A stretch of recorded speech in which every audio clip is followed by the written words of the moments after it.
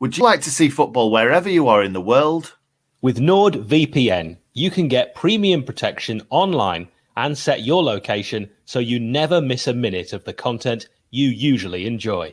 Go to nordvpn.com/TSUW to get 72% off a 2-year plan plus 3 additional months absolutely free. Well, here we are, and here we go. Huddersfield versus the Blades at the John Smith's Stadium. An award-winning author, a comedian, a Guinness World Record holder, a multi-award-winning broadcaster, and a YouTuber walk into a restaurant. The waiter says, "Table for one." That's right, it is I, Hal Stewart's here with you, alongside the main man himself, in good Nick, who, just think of something for you. Can we just start this again? You own a car, don't you? That's something to shout about. You shouted about that on a video on YouTube and Twitter not so long ago. Well, you might have all them things, but you certainly don't own a car, do you? No, not yet. Embarrassing. Yep. Anyway, can we start this again? Because that was the most horrendous intro I have ever heard. I was quite proud of that. It's a 12:30 kickoff UK time. I recognise a lot of our audience are around the world. My name is Hal, as you know. Nick alongside we're going to be doing a watch along for this. The game is on Sky Sports main event and Sky Sports Football for those that can't make it. The way a watch along works is Nick and I will provide your alternative biased Blades commentary, and you get involved in the chat and in the comments. Nick, how you doing today? I'm still absolutely flabbergasted by that intro. Well, you're on your own. Method Games says, great intro, Hal. I'm on my own. I'm against one other person. Yeah, okay. Pop it in the comments. Did you appreciate the intro? Nick, when he does an intro, will go, "Hi, I'm Nick. This is Hal." I try and bring a little bit more to the table. That's all I'm saying. And by the way, I've got a brand new table. Shall I do the intro now and start again? Yeah. Is that better? Go for it. Right, it's in a bit then. No, I'm joking. Let's just crack on. All right, I'm going to tell you that the referee for this one is James Linnington. He is from Newport, Isle of Wight. He has taken charge of 19 games. I looked this up after we did the preview, Nick. He took charge of that Middlesbrough game that you went to, your birthday game. I don't want to think about that game. I really don't want to think about that game. And then yesterday I said he also refereed our 1-0 win at Fulham. So those are the two he's been in charge of, which does mean we have no frame of reference. We don't know what James Linnington is going to show up or how influential indeed James Linnington is going to be. He has taken charge of 19 games this season in all competitions, issuing 82 yellows, 2 red cards, and he's given 2 penalties. But I know what you all want, and Nick is going to break it down for us. Blades team. So, first up, obviously, Hal, we have the one, the only. Do I play the clip or do I put the... I'm going to play the clip. 𝐍𝐸. League One, 𝐍𝐸. League One West. Are we crazy? League One West. Are we crazy? I'm also going to show you the graphic as well. There we go. Here he is. Win. League One 𝐍𝐸. Oh, we don't play that clip enough, I don't think, Hal. But there we go. League One 𝐍𝐸 in the goal, obviously. Obviously, Jayden Bogle, right wing back. We all know how good he has been as of late. Let's hope to see another great performance from him as well. Then Chris Basham, right centre-back extraordinaire. You could still say overlapping centre-back, but we don't quite play that way anymore. John Egan, the colossal central defender. Then next up, Robbo, who's actually been playing really well recently.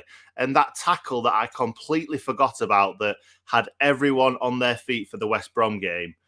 The United media team had to bring that up because it was such a fantastic tackle. And obviously their sort of Mortal Kombat spin on it, which everybody absolutely Was that what loved. it was? Was it Mortal Kombat?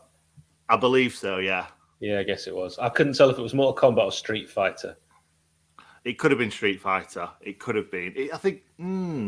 It was a bit of both, because sure. finish him is Mortal Kombat, but it looked like when you selected the player and the noise of that was Street Fighter. I can't really remember because I didn't really have... I don't think I had Street Fighter, but I did have Mortal Kombat, and a lot of it kind of rung Mortal Kombat to me, but it could have been a bit of both. Could have been a nod to both of them. Anyway, let's stop talking about that. George Baldock, left wing back. Obviously, he had a fantastic game against West Brom, and we want to see way more of that. Then we've got John Fleck, left-hand side of midfield, or left-hand side of that central two. We've got Sander Berger next to him.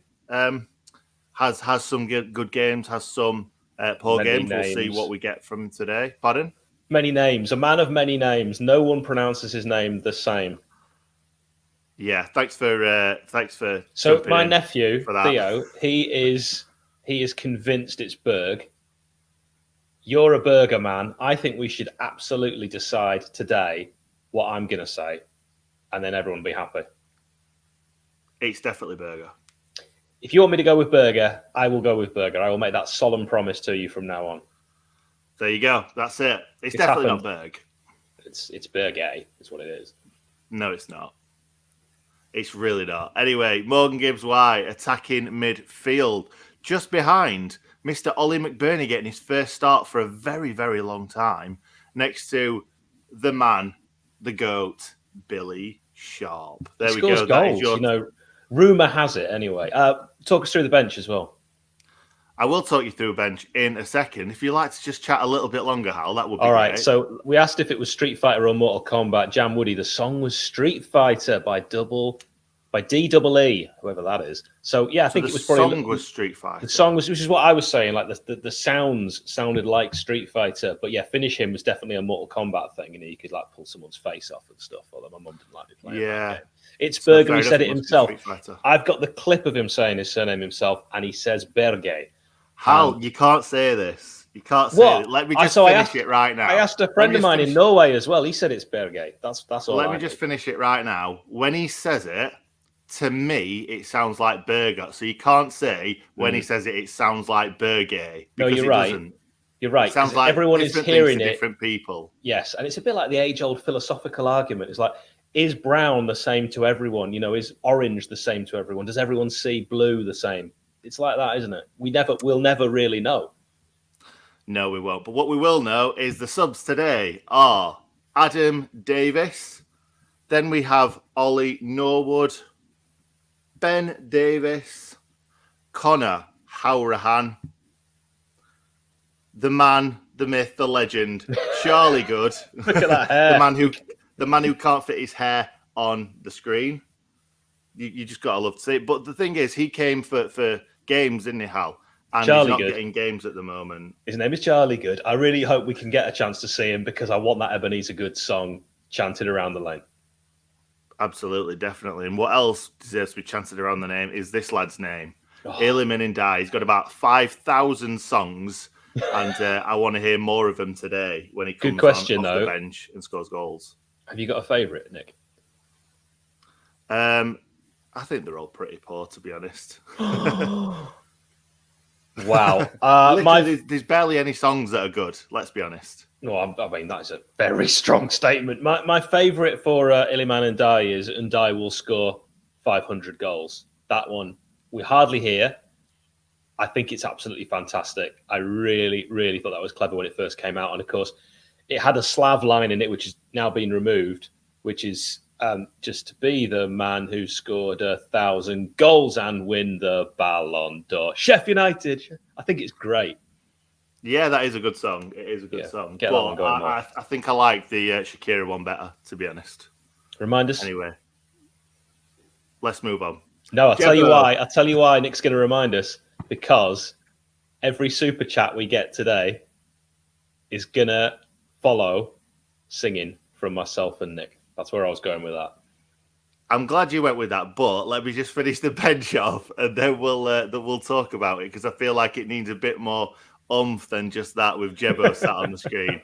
And finally, we've got Daniel Jebberson on the screen, and now Hallie's going to tell you exactly what he's just told you, but again. This is in stereo, because you get it again. So if you help us with our running costs and legal costs on the channel, then with Super Chat, Nick has said before, it's his idea, so I want to give full credit where credit is due. He's that way. We will sing either a song of your choice or the Hecky Jack Stuart McCall song to Status Quo, Rocking All Over the World. Yep. Every single donation. It's a way of getting more donations, but you see where we're going with this. We are going to sing. Actually, sing whatever they want, as long as it's a Sheffield United football chant that's been sung at Sheffield United. Santos. Then we'll do it. Santos. Literally anything, whatever. When you donate, tell us what you want us to sing, and we will sing it. I think that's a better idea. I'm thinking on the spot, Hal. I'm thinking on the spot. I did just say that, but yeah, okay. Nick is any song. You were saying the Rocking All Over the World, which I hate. I said before that you could type in what you want us to sing, but yeah, I mean, I love that song. I know you and Panchero agree. Panchero hates that song as well. I've somehow got into grief on Twitter today about. I just said maybe we could add Jack in the middle, and people are saying it doesn't work. It does. Hecky Jack Stewart McCall. It's replacing and with Jack. How can that not work? Are you completely stupid? Do you know what I think it is, mate? I think that once a song is born, it does not change. You're not wrong. Literally, it starts there, and then everybody starts singing it. They're singing it all the way through the game, and then it's just transferred onto the next game, and you're not going to change a song mid-season, if you like, or at all. You're not wrong. You are usually the speaker of truth. When we get to the game, you'll notice two things. One, I will miss everything. Nick will see things not only as they happen, usually ahead of time. He is incredible at that. Adam was saying that on the last Watchalong Statsman, Adam, that you just see things before they happen. It's a gift. Also, Nick will be doing his match reaction as well, where he sees things that I just cannot believe that he spotted during the game. Do you know what I think it is? I think when you've played football literally from a really, really young age, and you're in that, and you're trying to work out in your brain, you're trying to work out where things are going and where people are going to pass and what's going to happen in the future. You kind of just see it. Do you know what I mean? You just see it in front of your eyes. It's like, that sounds stupid. No, I know exactly what you mean. And I didn't grow up playing football. So I get that. And we know for a fact, Nick, having heard it from someone within the club, that we're not football guys. So it's even more impressive that you do that. Not. Unless you're being paid to be a football guy, you're not a football guy. Someone may have said that to us. Now, Huddersfield today, we should just talk about their team. I just want you to know they have gone like for like. Now, they don't always do this. They're playing a 3-5-2, which is interesting. They're unbeaten in 11 league games, a few draws. I would say they are a side that we can get at because they don't press. Bottom 10 for open play XG against. Only Reading and Bristol City have allowed more shots from open play. We've got to have shots, pop shots, take shots. Just go for it, Blades, because if we get at them, because they don't press much, that suits us. Have a go at Huddersfield. They can be got at. Don't let their league position, which is 5th in the Championship, fool you. They don't have an identity. What they actually are good at, they're a good set-piece team. And I mean that both attacking and defending. So something to be aware of. They have the lowest set-piece XG allowed in the league. Nick, who has the second lowest set-piece? Knew that was going to happen. Who has the second? Who has the second lowest set-piece XG allowed? God, that's a hard thing to say. Sheffield United. Yeah, I'll just stop you there. Just move on to the next point. Thanks. The next point is the team, which is Nichols in goal, Pippa, Pearson, Hogg, O'Brien, Mike Roma, Ruffles, Thomas, Ward, Lees, Russell. On the bench, you might remember Blackman, Toffolo, Jordan Rhodes, Holmes, Ollie Turton, Sinani, and I'm going to pronounce his name as Eating. That's your Huddersfield team for the Blades today. Now we want to know where in the world you are joining us from and get your predictions in. Nick, let's give a shout out to Helen, who is absolutely fantastic. She is, and I think she's right, actually. Shall we just do that? Oh, yeah, good point. That's what she needs. That's what she wants. I mean, she asked for it, not necessarily, but Nick read between the lines. Hello all, big match today. Most of my childhood friends support Town. So if we lose today, I'm in for some grief. Helen, I am as well, because my boss supports Huddersfield Town, and I can't tell you how awful that playoff final was for that very reason. Ryan, hello. It was a terrible match as well. Oh, it was an awful game. It was one of the last games my wife went to. She went to that one. The next game she went to after that was Hull in the semi-finals of the Cup. She hasn't been back since. Although she is, Nick, going to a game with you, me, and your fabulous other half, Bristol City. We think so, anyway. We hope so. We've got everything crossed. We So whereabouts hope so. in the world? We've got Thomas, who is in Mango Hill, Australia, and it is 10:15. He's done that in military time, which I love. I'm all about giving things in military time. You always know where you are with military time. You know, if someone says, I'll meet you at 8:15, you have to clarify. But if someone says 20:15, you know. You do, but surely the time of the day when, like, 8:15, you're not going to be meeting someone first thing in the morning unless it's something work-related. I know what you're saying, but there's just no grey area. Only stupid people wouldn't know what time it is. You're not going to be 12 hours early or 12 hours late for something, are you? I mean, I like to be early. You know that. You're like Flavor Flav. Nick's Flavor Flav. You know what time it is. Let us know in the comments if you've ever been 12 hours early or late for anything, please. I thought we would have a subject today, which is actually the time you've met a footballer, but in real life. So not at a game, not before a match, just when you've like seen them do something. Like I met Ashley Sestanovic in Meadow Hall browsing gift cards, for example. When you say you met him, I stopped and had a chat. Oh, I forgot. You know what I'm like, Nick. Is that a surprise? People. No, I saw. Who did I see now recently? I think it was Ender Stevens. Ender Stevens at Meadow Hall. And do you know what I did? The normal thing. Didn't stop to talk to him. Do you know what I mean? I think people appreciate it. I think people appreciate you at the Birmingham City away game. You got stopped. You got papped, as they say in the biz. You appreciated it. You hated it. So you tweeted it. Oh, stop it. Oh, you want a picture as well? Quote tweeted it, actually. It wasn't. All right. Just having a look, by the way, at the 26 pass leading to goal from Billy Sharp against West Bromwich Albion. I watched that with my nephew Theo over and over again. Every time he tried to count the passes, he got a different number. And I think we saw a bit of that on Twitter. It was ended up being 125, wasn't it? 100. Yes, and I saw some people were speculating 126, but yeah, it was around about there. So when we were going through the team a little earlier, a lot more people have joined since then. So Nick, I do want your thoughts on the changes because it's a lot of games coming thick and fast, and for me, that is why I think Paul Heckingbottom has rung the changes. I want to ask you this question. George Baldock, left wing back. It shocked and surprised all of us. I think before the game, we probably would have guessed if we'd seen Bogle and Baldock both in there, that either a change of formation with Baldock playing right back and Bogle playing right midfield, which many of us have said we'd like to see, or Bogle left wing back. What did you make of Gorgeous George? Well, the latter, really. That's what I thought. I couldn't see us changing a formation from what were three winning games in a row. Can't see that ever happening. But I did think that Bogle would have gone to left wing back. But the thing is, Bogle's been playing so well at that right wing back spot. I think that's the reason why he didn't move Jayden Bogle to the left side. And Bogle's probably got a better left foot than George. You saw George, how many times he cut back onto his right. He's quite clearly not got a left foot. It's just there for standing on. It's his chocolate foot, isn't it? Because it goes to pieces in the box. Very good, very good. Even the one that was on his left foot in the box, he literally just flicked it back with his right, didn't it? To Billy Sharp, and it's a good job he did as well, because if he'd have swung at that with his left, it might have gone into the cop, completely opposite way. Absolutely. This is why I ask this man these kind of questions. Scott says, "I'm concerned with Fleck and Sanderberge in the middle." Nick, whoa, let's just. We never agreed on it. We said we'd throw it out. Yes, we did. There. We said we'd throw it out, there, didn't we? You said that from now on, you were going to say Berger. Fleck and Sanderberge in the middle.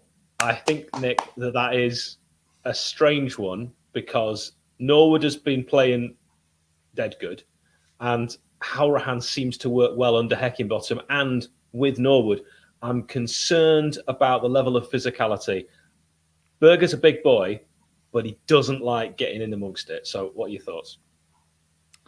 Yeah, I think you're absolutely right. I don't think you can not drop. I know they're not dropping Norwood or dropping Halrahan because they were both fantastic in the last game.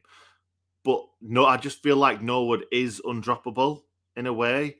I think the game against Birmingham, Norwood still played, didn't he? Norwood and Fleck with Berger just to the right, wasn't it? So it was a 3. It was a kind of a flat 3. And I don't think I think Norwood should play every single minute unless we're bringing him off with when we're 2-0 up or 3-0 up. Norwood needs to play every minute because I don't think we play as well without him in the team. Do you know when Norwood didn't play? We play no good. Exactly what I was going to say. You jumped in. When he does that's right, play, though. Yeah, when he plays well, we play well. He makes us tick and makes other teams look no good, as you quite rightly said. Yes, very good. Fleck, even though he throws in a tackle every now and then, is not a hard man.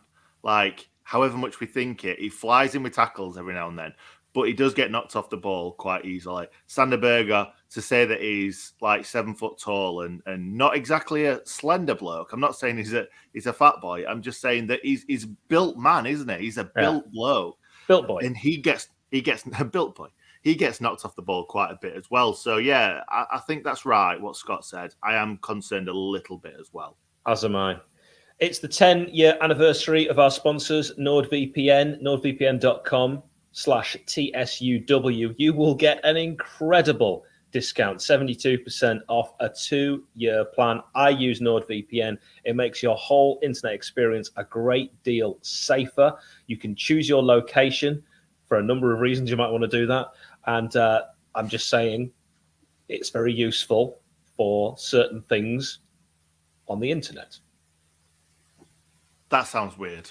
It's true. There is no easy way of saying what we want to say. No, there isn't. But That's also, true. From what you're saying, it sounds even sounds weird. worse. No, it sounds worse. You're right, Nick. I'm glad you it sounds more weird attention and worse. to it. Yeah.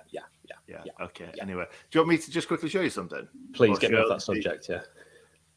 Just up there above my head right now. What's up there, Hal? It's 2 invisible awards, Nick. Hey, do you want to get them down? Oh, go on. That means people Actually, can no, see I'm them. not, because you'll be able to see my voluptuous exterior if I get up there. Where you were going with that? Yeah, we don't want to go with that. So we'll leave them there, and we'll just say that is our Football League podcast of the year, and also what's the other one? The club content creator of the year too. Yeah, so we have, just to make sense of that, we have the best YouTube channel in the Football League for football. That's fact. And we have the best podcast in the Football League. That's fact. Not our opinion, the opinion of a panel of industry experts. So anyone who says, I prefer this podcast, doesn't matter, prefer that podcast, forget about it. Ours is the best. And anyone who says, I like this YouTube channel more, you're wrong.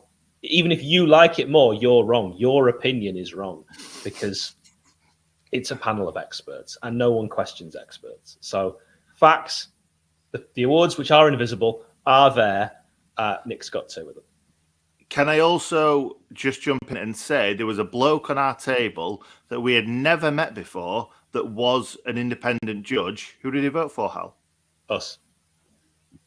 There you go. He went and looked at all went and listened to the podcast. I'll get there eventually.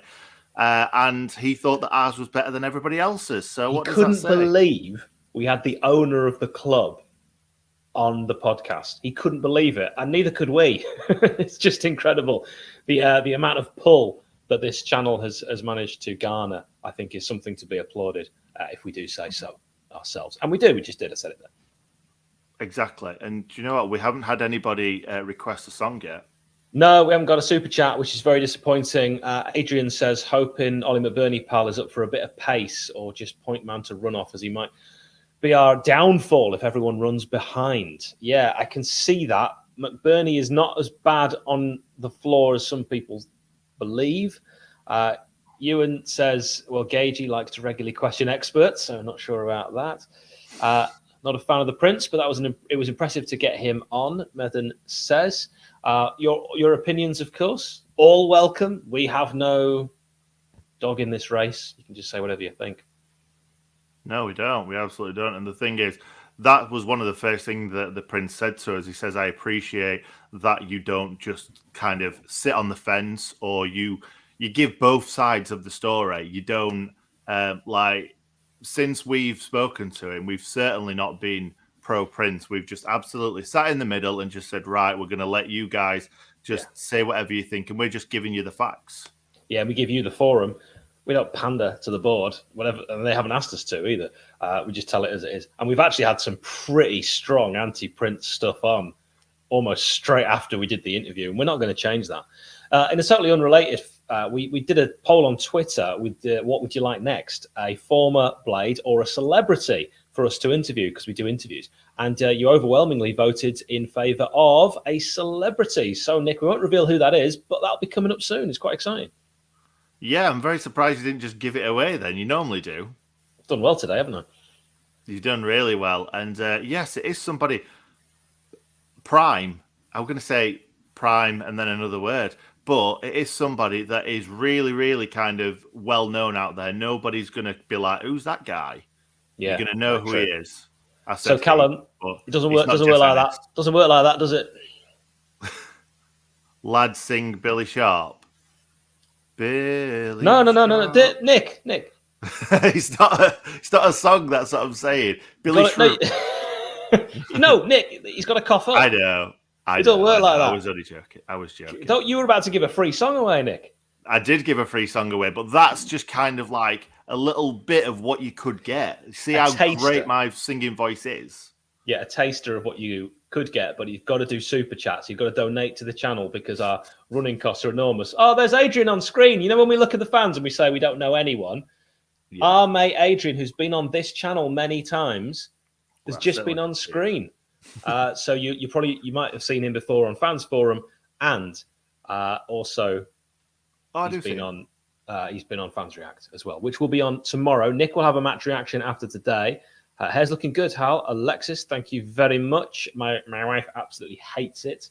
She thinks she doesn't look like a Royal Marine and it's too short. My cousin is a Royal Marine. I love the Royal Marines, so it's a good thing as far as I'm concerned. To earn the privilege of listening to these guys' voices, all you need to do is donate to the channel. You goddamn right, Scott, because everything we do costs an absolute fortune, and we get such little financial support. So if you do want to help us out, even if it's just £1, it'd be absolutely incredible, because we really need it, and that would be really, really kind of you. So far, Nick, what's our tally if we look at the thermometer? Where are we up to? In donations? In donations so far today, yeah. Today? It's right there. It's not what we wanted. We'll go back to the... like the awards, we'll go back to the thermometer as the game progresses. So they're now saying the Huddersfield have changed to a flat back four. I was surprised when Sky said they were going to match us like for like with a 3-5-2. I didn't believe that for a second. I said on the match preview they would play a 4-3-3. Hal is usually right. Hal is right again. So they are going to go with a 4-3-3. Pippa, Pearson, Lees, Ruffles at the back. Russell, Hogg, O'Brien, Thomas, Ward, and Maika Roma up front. The Blades team, Nick has already run through with you. And Steve York. Oh, Steve, it doesn't always have to be you absolute legend. A chant from the Bassett days. Thanks. Well, I don't know about that request, Nick. Well, we need to be told the lyrics, don't we? Because I don't think I ever saw a Bassett game. I never saw a Bassett game either. Do you know what our problem is, Steve? We're too young. We spell school with a K. That's how young and hip we are. We're too young. Don't say hip ever again, please. Sorry, mate. No, all I was going to say was Sky get it wrong so much. So it could be a 7-2-1. Could be a 7-2-1. Who knows? BBC, it took a while. BBC get it wronger.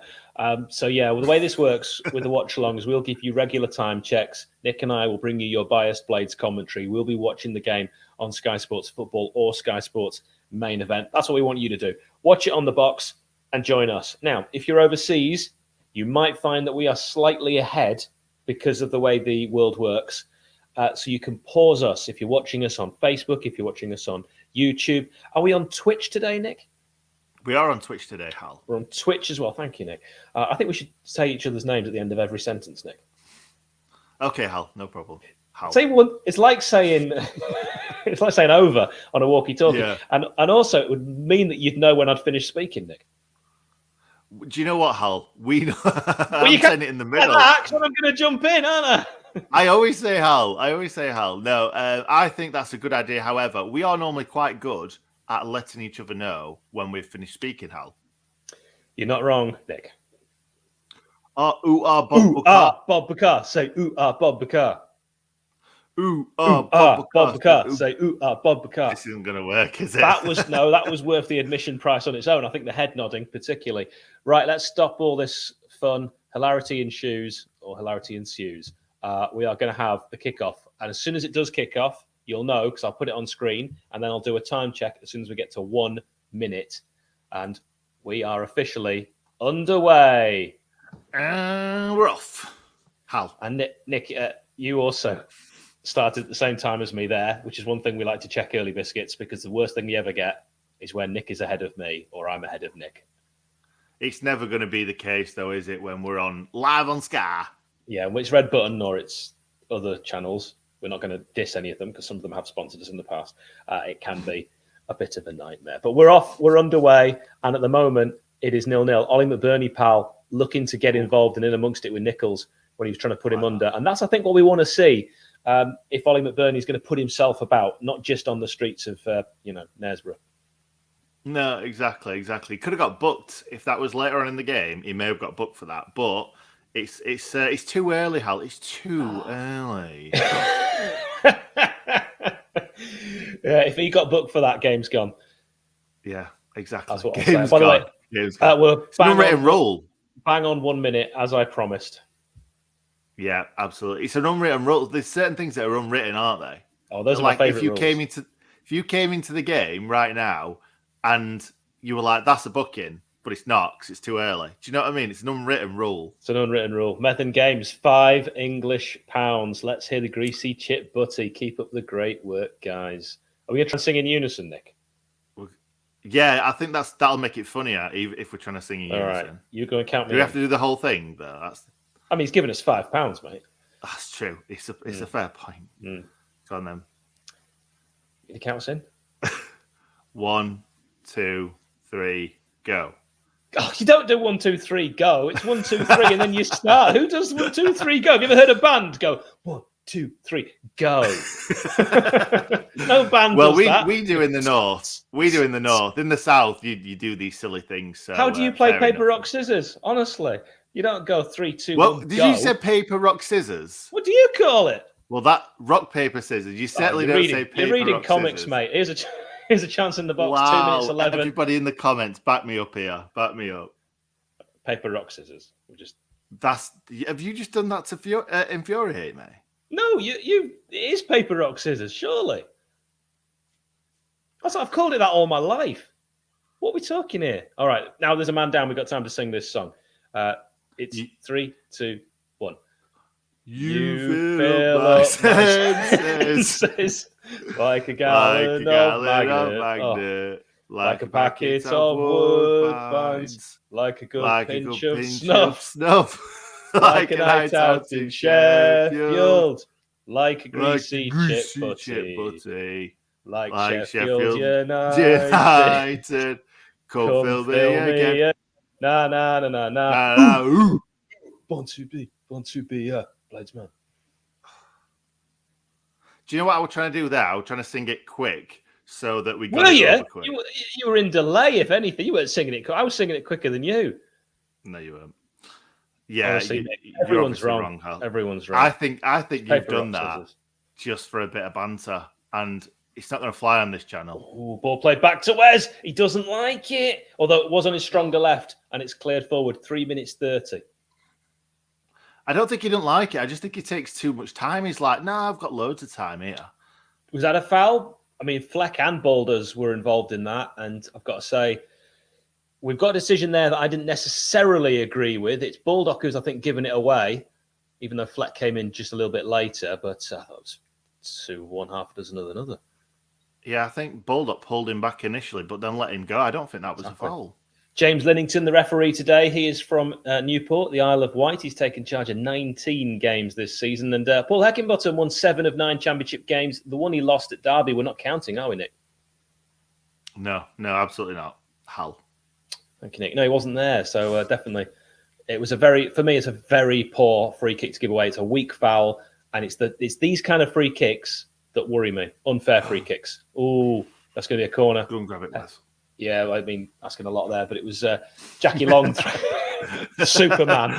He's got like Space Jam arms. He's got Inspector Gadget arms. Yeah. Has Hal been down south too long? Honestly, I've never called it a bread cake. It's a bread roll. Get off. Just get off.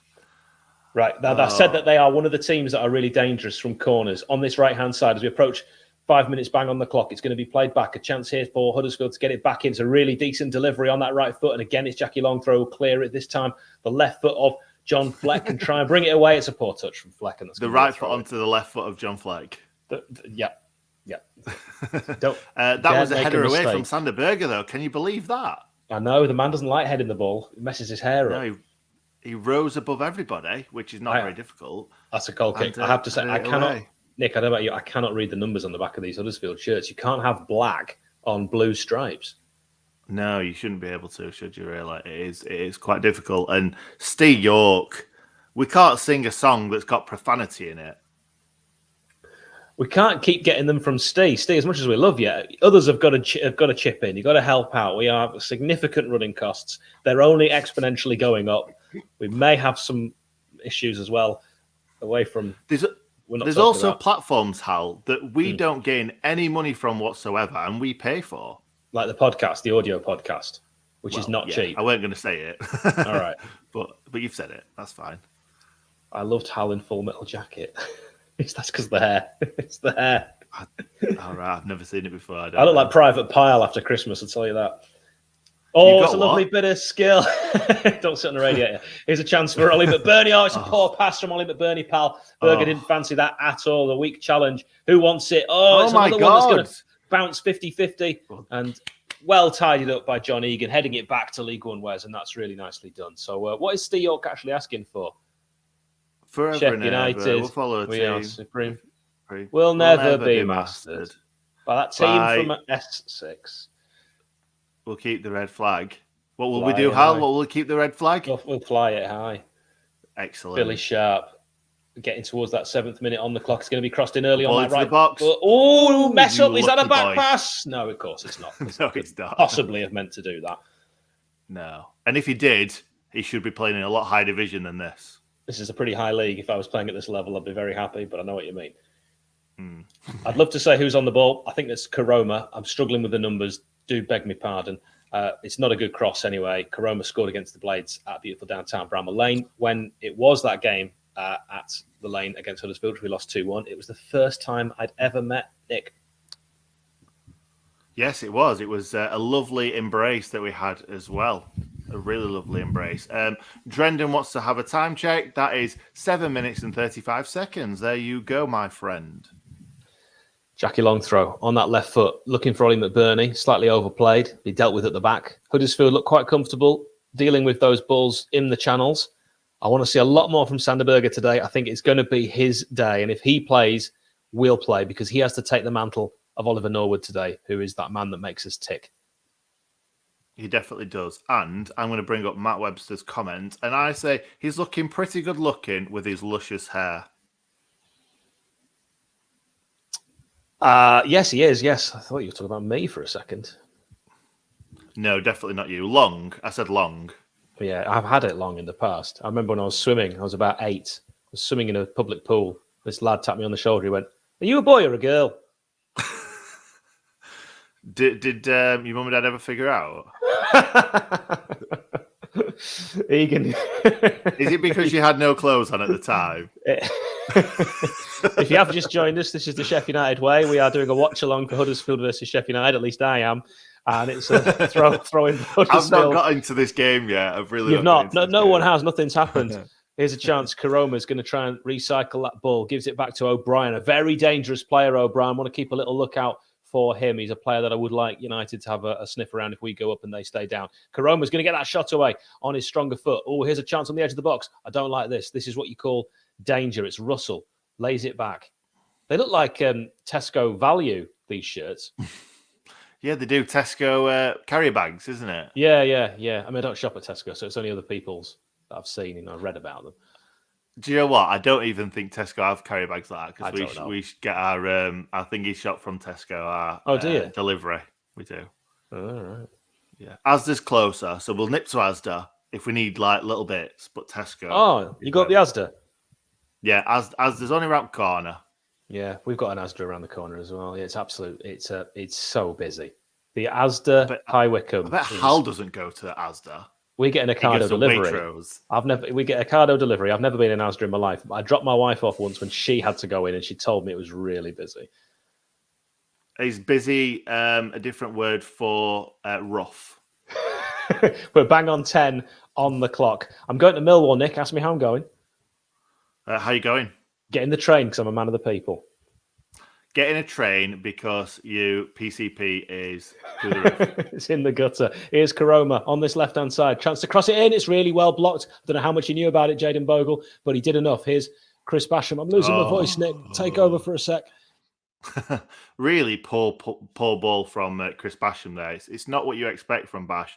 He plays it out wide to Morgan Gibbs-White, and Morgan Gibbs-White just can't get anywhere near it because, just a really poor ball straight out for a throw into Huddersfield. And they go all the way back to the goalkeeper. I never understand that. Why would you have the ball in the opposition's half, throw it backwards, and then pass it straight back to the goalkeeper because you've lost any sort of yardage? Yeah, you never do that in five-a-side, would you? No, you wouldn't. Never. No, it's weird. In like rugby, you wouldn't run with it and then throw it back to the furthest person back. I've had to commentate on rugby. I was terrible at it. Here is Oliver McBurney. Oh, my God. Another poor pass. That's 2 in a row. Morgan Gibbs-White's given away a foul, but I have to say that was not a foul. I actually thought he did really well to get his leg around, so to speak. But that didn't quite work, and it's a foul given, which I think is another. Oh, James Linnington giving these very soft free kicks. That's 3 for my money, Nick. What do you think? Yeah, that was a foul, that last one, but there's been loads that haven't been fouls that he's just given for like the one before that he gave. Yeah, that's definitely a foul from Bulldog. But the one that he gave before, Morgan Gibbs-White put his arms around him and then took his arms away straight away, and they still had the ball. So just play on, referee. And what I meant by that here at the John Smith Stadium, and not that we are, but this game, is that if you don't give the first one, the second one doesn't happen. So James Linnington has made a mistake. He loves a yellow card. He hasn't given one yet, but he's given 82 in just 19 games, which is a ridiculously high amount. I never really realised how many cards are given by average, but since I've started looking into referees, which is just something we've done this season, you get an idea of who are the ones that are very card happy.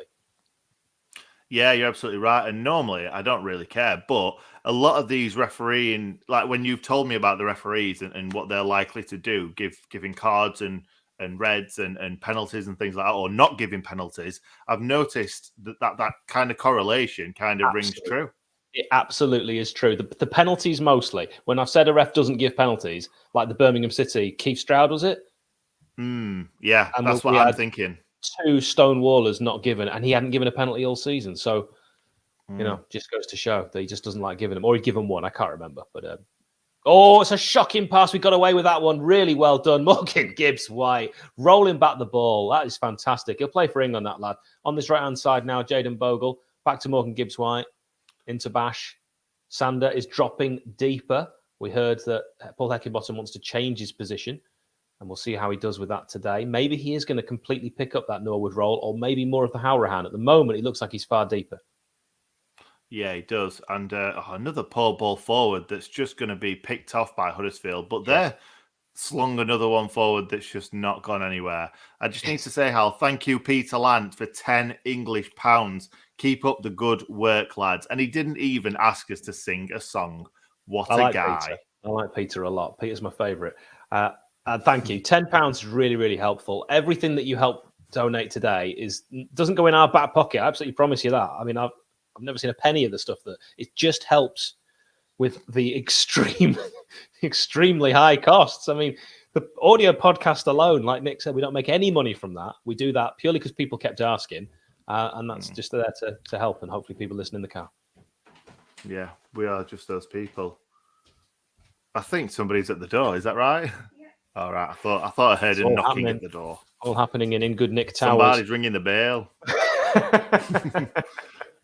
Right, here's a chance on this Oh, left-hand good tackle side. from Brilliant, Bash. because Karoma is the danger man for Huddersfield, but Bash said, you shall not pass. And here is the Norwegian Sander Berge. Finds Oliver McBurney with his first really quick better. pass. This is much better than he gets a second. To heavy touch from a player. I would have put my mortgage on not taking a heavy touch. Morgan Gibbs one. Absolutely, Hal. Absolutely. O'Brien, though, really good player. If you ask any Huddersfield fans, they'll tell you O'Brien is their best player. He's the number 8. Keep a little eye on him, the blonde-haired midfielder. Next is Hogg, who takes that ball and lays it off. Russell's going to try and find that ball down the channel, but with his left foot, did he keep that in? I think he did. George Baldock. Looked like it could have been just about to go out for a corner, and the linesman was having absolutely none of it. Sorry, assistant referee. Here he is, O'Brien. He might have a sighter. He's definitely got that in his locker. He's got that range. Here's Ruffles, former Oxford player. Cleared in the box. Back out to Russell. Don't you think that Ruffles sounds like, Ruffles? Like you're ruffling someone's hair, like a kid's hair or something like that. It's a great name for a brand of crisps or a dog. Yeah, or like a teddy bear. Yeah. Ruffles. What's your bear called, Ruffles? What's yours called? Huggy. Yeah, exactly that. Did you have a childhood toy that you were particularly fond of that you wouldn't ever let go? Yes, I had a dinosaur. I had a dragon when I was born, and then I had a dinosaur. I can't remember what the dragon was called, but the dinosaur was called Dino, obviously. What a lad. What a lad. Brian Dean, Yeah. dinosaur. Wasn't quite what I was going for. Just short for dinosaur. Oh, okay. You could have taken it Sheffield United way.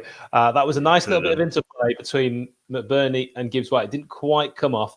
And here we have it again with the team who've definitely seen more of the ball in this first half, Huddersfield Town. And Ruffles just going to lay it back. Here's that man O'Brien again. Oh, he's gone past Sander Berge far too easily. And Berge there, I think, he's not there. Just does not need to do that foul. It's really lazy football. And Blake, I just mentioned how Huddersfield have had all the possession. Absolutely, 70%. And we said that James Linnington likes a booking. He's booked Sander for that stupid challenge. He didn't pull him back much, did he? Let's be honest. It wasn't a booking that. He's grabbed him there, and then it might have been a booking. I'm more annoyed at Sander. Yeah, I'm annoyed at Sander for that. Like, I'm not annoyed because he's grabbed him. I'm annoyed because he just let him get past him so easily. So easily. Like, that was telegraphed that he was going to drop the shoulder and go that way. You know, he could have sent him a letter telling him he was going to do that. It was so obvious. O'Brien, every time he gets the ball, goes inside, and we've only seen 15 minutes of this game, and he's done it every single time. We're on 16:56 if you want a time check. I like giving them a complete random moment. Bang on 17. There you go. There you go. And Basham... So it does make me laugh that when the referee doesn't do anything, and then he's looking straight at the linesman, they're trying to work it out together whether it was a throw into us or them. Because there, Basham went in, and I thought it looked like it came off a Huddersfield Town lad, but wasn't to be. It's a throw into them, and they've got the ball now on the right hand side. Adrian's questioning what I said yesterday. I've actually got what I said yesterday in front of me. So they're a good set piece team, attacking and defending. Lowest set piece XG in the league, bottom 10 for open play goals. They don't press much. And they just headed the ball wide of the target. Pretty easy. So they don't look that dangerous when they attack, in my opinion. They lob balls into the box. And there's nothing that's been too dangerous up to now anyway. Like there, he's heading the ball from pretty much 16 yards out. And even if that's on target, unless it's literally postage stamp, that's going nowhere near the goal. Depends where you put your postage stamps. Let's not talk about that. A bit of a dead bat. I liked all that from Dead Bat. I think that's on the Tufty Club podcast. If you haven't heard it, give it a listen. And his fantastic new idea for stamps, which is called PIS. Yeah, exactly. If I'm honest, mate, I think that Sander Berge may be brought off earlier on than we expect because he's been ran past about 3 times here, and he's going to eventually bring someone down. I've tweeted out that he's going to have a big game today, and there's 1 or 2 people on Twitter. I don't know if you've noticed, Nick, that if you or I make an error, they're quite quick to point it out. Yes, only you, though, because I don't make mistakes. Do you know what? I made a mistake the other day with putting 2 images on Twitter for Sheffield United Way, and I actually said out loud to myself, Hal, this isn't you. My wife was like, are you all right? Yeah, she was. That's an odd thing to say out loud. That's just how rare it is. Well, maybe we should take you to be looked at. Yeah, I'm not going to take you. A team needs to work round the clock on me. 1919 is where we're up to. Paul Heckingbottom issuing his instructions. Doesn't look like a formational change, but certainly he just did that. I don't know what that could possibly mean. Yeah, because we don't have 4 players in any position, do we? In any position, so I don't know what that means. We're going for the long ball, and when you're going for the long ball, who else would you look for? That's right, Jayden Bogle. So it's headed out. Paul Heckingbottom with his lovely little pink flowery bag behind him. Do you see that? He's got his sandwiches. He'll have his marmalade sandwiches. It gets, it's an awkward time for eating, this kind of kickoff. Yeah, and also, that's actually a great ball through to Ollie McBurney. Is he going to get... Oh, no, he's nowhere near it. But Jackie Longthrow might come in. I was just going to say, in his bag, he's probably got Ruffles, his teddy bear, as well. Or his flavours of... Ruffles, salt and vinegar crisps he's got. Oh, what's the Buggle? Is there Buggles? Is that a crisp brand? Anyway, down to Billy Sharp in the box. He comes out of the box and it's, oh my God, it's way back to Chris Basham. Out to Jayden Bogle. What's he going to do? He whips the ball into the box. Heads it. Nichols. He grabs it with the grateful hands of Nichols, but a decent header from Ollie McBurney, pal. And Buggles were a band. Video killed the radio star. Do you know what? That's a very good header from McBurney. It would have been very difficult to have got that past the goalkeeper. But absolutely. It's not straight down his throat. He's had to literally go to this side. So it's a better header than what I originally thought it was. And it's the defender number 2, Avila, you make me happy, who actually was really putting him off. So he did very, very well to get there. By the way, I think Video Killed the Radio Star was the very first music video shown on MTV. If anyone could correct me on that, pop it in the comments. You get the whole experience here on the Sheff United Way. Do people care about that? Well, we'll find out. Pop it in the comments. Do you care about Hal's random trivia? Yes or no? Great ball from Sander Berger into Morgan Gibbs-White. Do you know what? Sanders, since I said that, he's picked up a little bit. He's knocked someone off the ball, which we like to see. He's found a nice little pass there. Let's hope he gets a little bit better in this game. Heavy pass, completely misaligned, goes straight out for a throw-in. Disappointing to see. And I've got to say, the manager of Huddersfield, when I dry my hair with a hairdryer, it looks exactly the same as his when it's a bit longer. Right, okay. I can't remember what his hair looks like, to be honest. I know you just showed him a second ago, but I weren't looking, so there you go. Another clearance hit long. This time it's a case of, does McBurney want it? He did really well, actually, because that does he want it? Does he want it? What's that from? Suit you, sir. Is it Fast Show you were thinking of? No, I weren't. No. I can't remember what it is now. I'll think about it later on, though. Ooh, do you want it? Oh, yeah. Captain Kosa is agreeing with you that Buggles, whilst they are also a band, they are also a brand of crisps. Yeah, I thought they were like smoky bacon, sort of like triangle-y things. I don't know. Yes. I know the things you mean. Absolutely. Yeah, you're that's right. What I was thinking. What came first, the band or the crisps? Berger's played that ball into Jackie Long, throws, then giving it to Morgan Gibbs-White. Fleck will lay that off. We're back onto this left-hand side. You know what foot he's going to go on. Simple for Huddersfield. Just put him onto his left. And Bulldog can't cross that ball in on his left. So again, we have to go backwards. That will be an issue, I think, longer term if we're going to keep him there. It's just so obvious what Bulldog will do every single time. So very easy to defend against. I love that Steve York says Sander does seem to take 45 minutes to get into games. True. That shouldn't be a £22 million man, should it really? I saw that one from his debut at Palace when I was thinking, how much did this guy cost? We'll give him time to settle in. And here we are, 2 years on. That's a great ball. And it's onside. Billy Sharp on the right. Flicks it into the box. Who wants it? It's cleared away. It's cleared away. Bulldog that was there. I don't know what you're on about. I don't. Buggle is also a Jamaican dancehall reggae artist. Blake with the knowledge. Yeah, it was decent play from Billy Sharp. He put it the only place he could put it. He was blindsided. He couldn't possibly know who was in that box. Yeah, I've just remembered where it's from. It's on Peep Show. It's on Peep Show. There you go. It's when, if anyone cares, it's when Mark is at the gym and he's on the exercise bike and the fitness instructor's like, "Ooh, do you want it?" He's like, "No, I don't want it."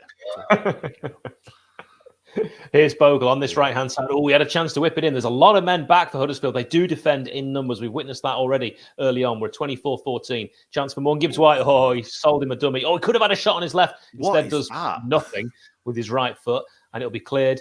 No, maybe he's going to use his strength. No, it's going to be cleared. That was really poor from Morgan Gibbs-White. Chose the wrong option and then was out-muscled. O'Brien tries to do too much.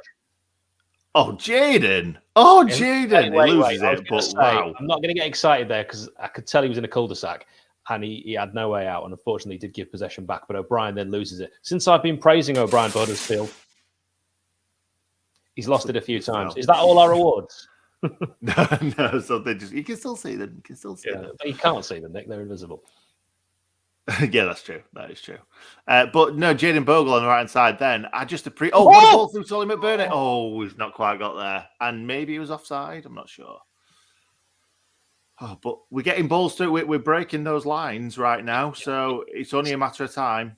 Huddersfield's first 10. A little bit of spell from the Blades now. Overall, it's not been a great game. Sky have got to be questioning why they keep picking the Blades. They never pick Huddersfield. If we were a Huddersfield YouTube channel, we'd have hardly done any watch-alongs, and you and I would have been able to go to a lot more games. Yeah, that's very true. That's very true. And we've tried to go to a few games, haven't we? When kind of like you've done one with Adam, I've done one with Ewan. So we're trying to get to games, but also we obviously want to give these to fans too. Yeah. We will both be at Hull on Tuesday, so no watch-along for that one. So it's a good ball in Solly McBurney on the right side of the box. He crosses the ball.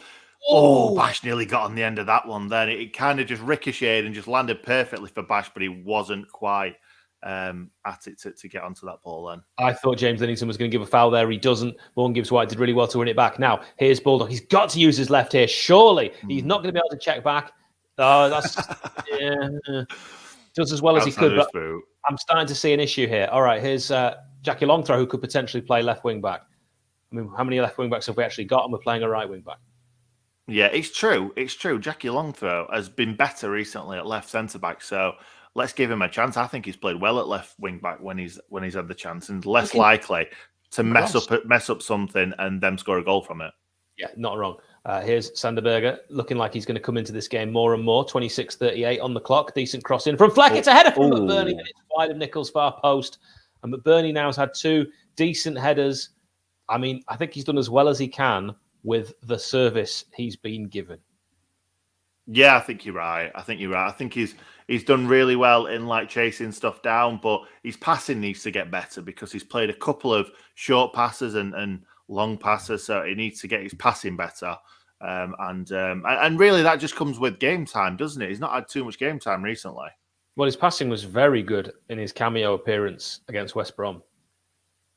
Yeah, and against Birmingham as well. Away at Birmingham, everyone was giving him proper round of applause. And the thing was, they were singing his song all the way through the "He's McBurney, he's number 9." And I hate that song, like most. Well, don't sing any more of it until someone gives us some cash. But let me just say, I love the bit where they go, "McBurney." Love that bit. Yeah, it's a good song. The song is arguably better than the player.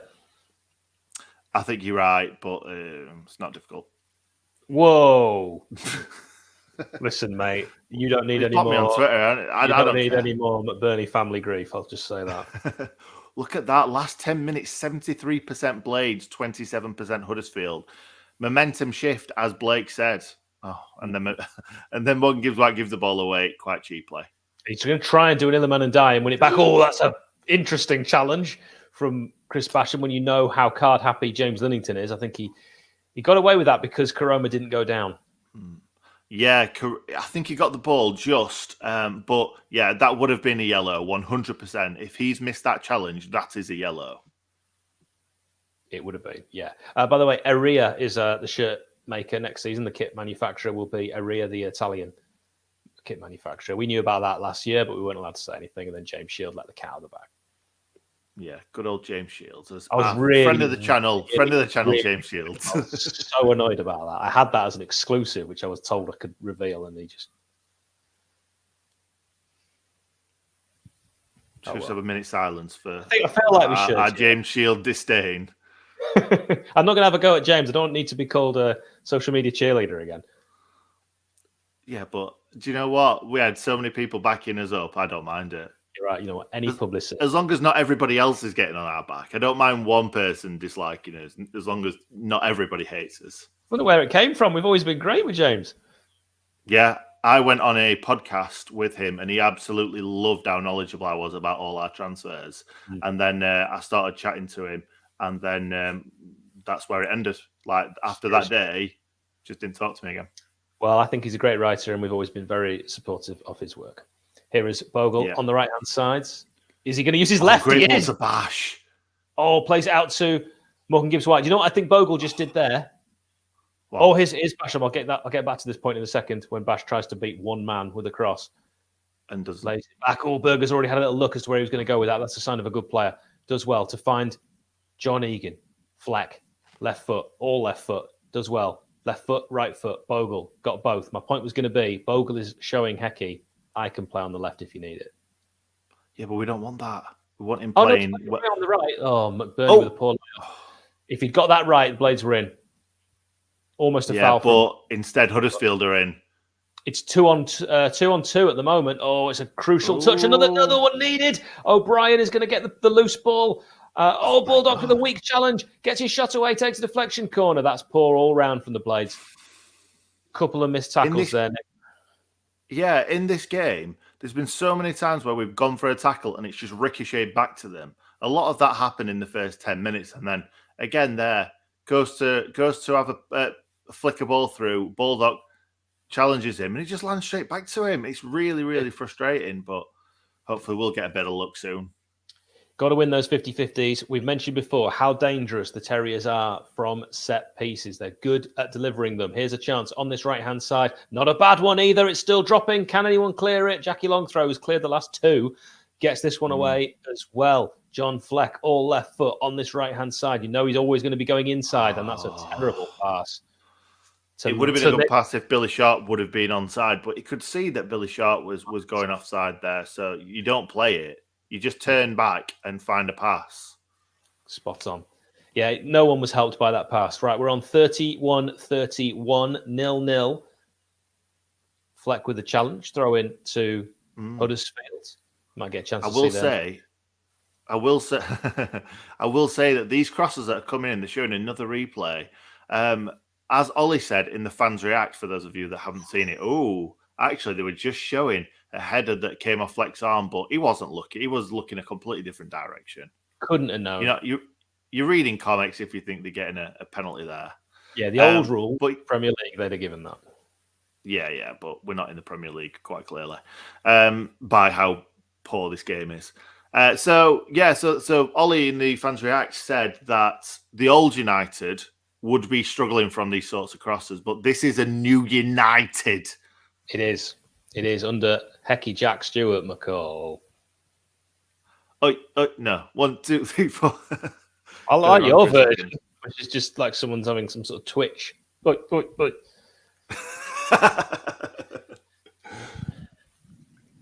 Yeah, it's not a great game. It's a Sky game. Whenever games are on Sky, the first half is awful. That's a fact. It's 32-42 on the clock, 0-0. No real clear-cut chances for either side if you have just joined us. The Blades have mixed things up. Here's a chance for Huddersfield to come forward with the hog. And that's a decent ball on this right-hand side. Can they get across in? They've only got two men in the box, but it's O'Brien on the edge. Oh, it's a terrible touch from Sanderberger. Could have fallen there. O'Brien tries to win it. Does really well there, Chrissy Basham, to get that vital header in. But this is recycled again and again. Huddersfield are going to keep coming back. O'Brien has seen a lot of the ball, and it's Ruffles, our little teddy bear, on the left-hand side. Isn't he cute? We won't say that if he scores. No. I probably won't say it to his face either. No, it'd be a bit weird. I'd take it if someone says, you're cute, aren't you? No, probably won't. Depends if it's a fella or a lady, isn't it, really? Nah. No, I'll take it from anyone. Yeah, married as long as I have, you'll take it. My God, what are they doing? What are they doing? Going to be a shot from the edge. Why is he shot from there? What is he playing at? Danny Ward, the top scorer, had options left and right, and he shot from all of 35 yards. No chance he's scoring from there. I'll tell you what, though. Wes there, it looked like he thought that was going in the bottom corner. He was at full stretch. But he was doing a Dean Henderson. Sander Berge and John Egan both left it to each other. That's embarrassing. That if anything, they both should be going for the same ball. Should be leaving it to each other. You should be both like falling over each other, getting the ball. That's nowhere near the target either, is it? And Wes is like, I don't think he knows where his goal is. Wes is doing one for the cameras, and I respect that. He knows he's on Sky, and he might as well give the people some entertainment. Football is, after all, supposed to be an entertainment business. You wouldn't believe it if you've watched all of Sheffield United's first halves this season. No, you wouldn't. And really, like, do you get that much entertainment from football? You just get, especially when you're watching your own. No, I don't. I get anxiety after anxiety. We don't enjoy it anymore, do we? Like, you get when you score, you get that amazing feeling. But yeah, then you go, then you say we scored too early. yeah. Oh, there's 10 minutes left. We can't hold on to this. 10 minutes, Blades winning 1-0. Gosh, it's a nightmare. It's the worst thing that could have happened. There's less anxiety at 0-0 than there is at 1-0 yeah. Blades. Oh, yeah. My dad's always said that. Right, 35:03 on the clock. We hate watching football. It is Huddersfield with all the possession again now. It's been a game that has been you have it, you have it, you have it. And at the moment, Huddersfield have it. They have got in the ascendancy. They've got the momentum, and it's all really changed. And you do worry that a goal in the first half for Huddersfield would mean that we go in at the break 1-0 down because the Blades just don't seem to turn up in the first half. I don't know what heck he says at half-time. He needs to say it at the start. Yeah, well, whose fault is it? Is it the players? Is it the manager? Is it the coaching staff? Who knows? But they just, really poor. They played well against West Brom. After we scored that deflected goal, we played well after that.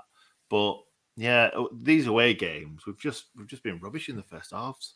Chef Paul saying that Berger might be replaced at half-time. I have to say, one thing we've noticed with Paul Heckingbottom, he doesn't make changes at half-time. Whether someone's having a bad game or not, he tends to leave them all out to try and play their way out of bad form. And we saw Sander have a really poor first half at St Andrews and then a fantastic second half. So who are we to question Hecky, Jack, Stewart, McCall? 1, 2, 3, 4. I just saw the Huddersfield guys' hair, and that just made me laugh. Yeah, made my day. When I use my wife's hairdryer, my hair looks exactly like that. You said that's what you look like when you come out of the shower. So, what do you come out of the shower looking like then? Shower as well, but then it's just dry. But after I've used the hairdryer, so it's the same. But here's a chance for League One Wes to get his hands on it or keep it low and use up a bit of time. I was just thinking that Jayden Bogle could be on the receiving end of a yellow card there, but they carried on with the ball, and I don't think the referee's going to go back to it. But it was more yellow than Berger's, wasn't it? Probably, yeah. He flung him up in the air, and the thing was, if he'd have just done that and the player would have gone to the floor, it probably wouldn't have been a booking. But the fact that he lobbed him up in the air always makes the referee think about it a little bit more. Imagine if someone did that to you in the street and just got off the train. Billy Sharp going through and red card and a foul. No, he's offside. Offside. He didn't look offside in a million years. Billy looked like he was level. He did. That's not a flattering angle for the linesman as well. You could just see his belly. Bless him. Well, you know how fit they have to be. Have you ever done a referee? That is miles inside. He's being played on by Avila in the top. 2 men. He was definitely on. Right back and left back.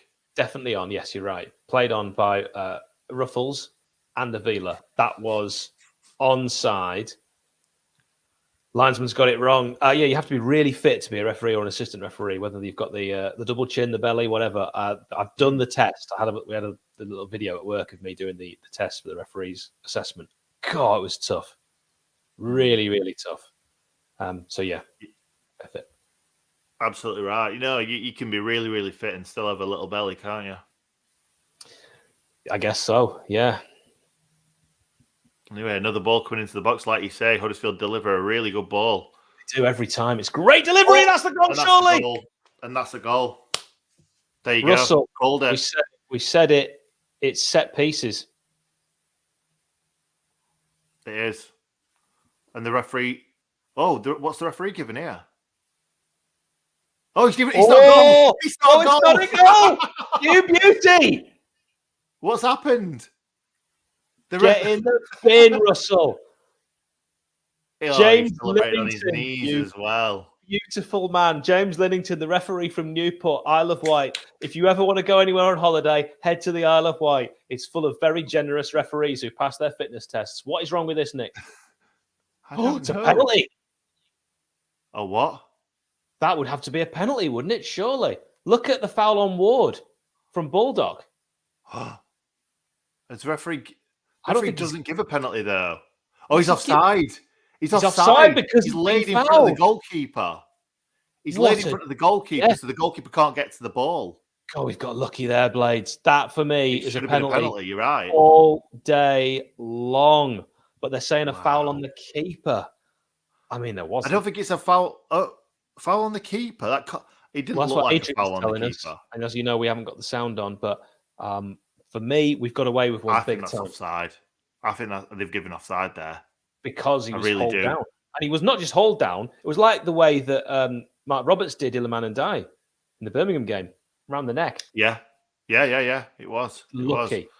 Lucky Blades. When it's going for you, it's going for you. That's a sign of a promotion contender. It really is. Ready. Oh, who'd have thunk that? Yeah, you're absolutely right, Drendon. If there was VAR, we would be in doggy doo-doo right now. I still think it's probably the right decision in the fact that he was laid in front of the goalkeeper and the goalkeeper... No, hear me out. He was laid in front of the goalkeeper. The goalkeeper was unsighted, but he did get thrown to the ground. So foul on the keeper. No, they'll be saying foul on the keeper because Wes falls over. He's literally laid on the ground. How is that a foul when he's laid on the ground? Foul, but that's what they will have given. Anyway, we could be 2 down. If we had VAR, they'd have given a penalty, I think, for flex handball because you know what the Premier League are like. And you would only have VAR if you're in the Premier League or playing at a Premier League ground. And that one would have been given, I think, probably just as a straight goal or a penalty. Yeah, Simon's my best mate here. Goalkeeper interference. There you go.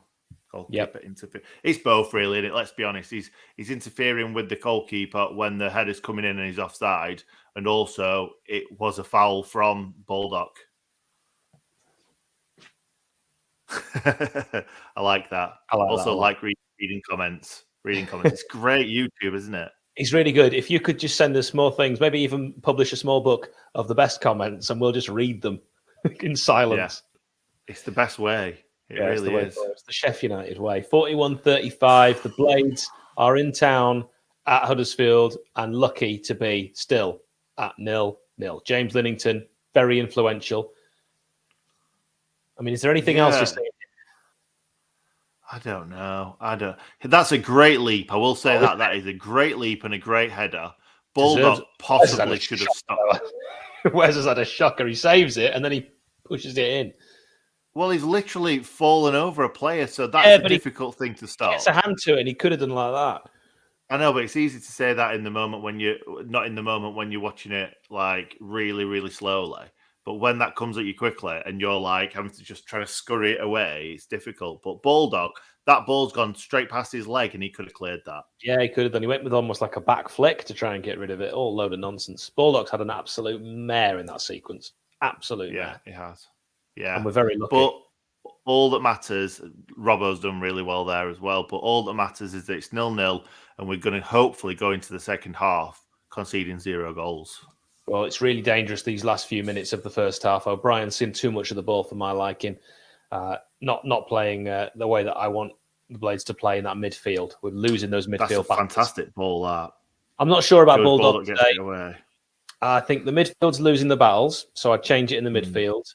And Bulldog at left wing back hasn't worked in an away game. I think it might have worked at home when we're in the ascendancy, but today it's been a little tough. It's too obvious going forward what he's going to do. Defensively, he's been all right. But that was shocking from Bulldog for the corner. Well, here we go. We're going to have to defend. He didn't particularly do well in the last game, attacking wise. Well, he did set up a goal.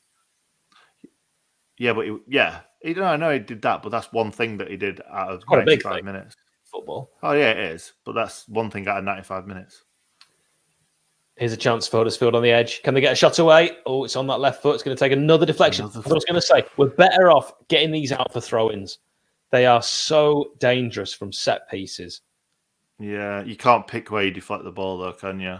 Like, it just no, but there's been a couple of times when we've cleared it, and I thought they should have just cleared that for a throw instead. Yeah. Oh, let's see. The thing is, Sander Berger is on the line.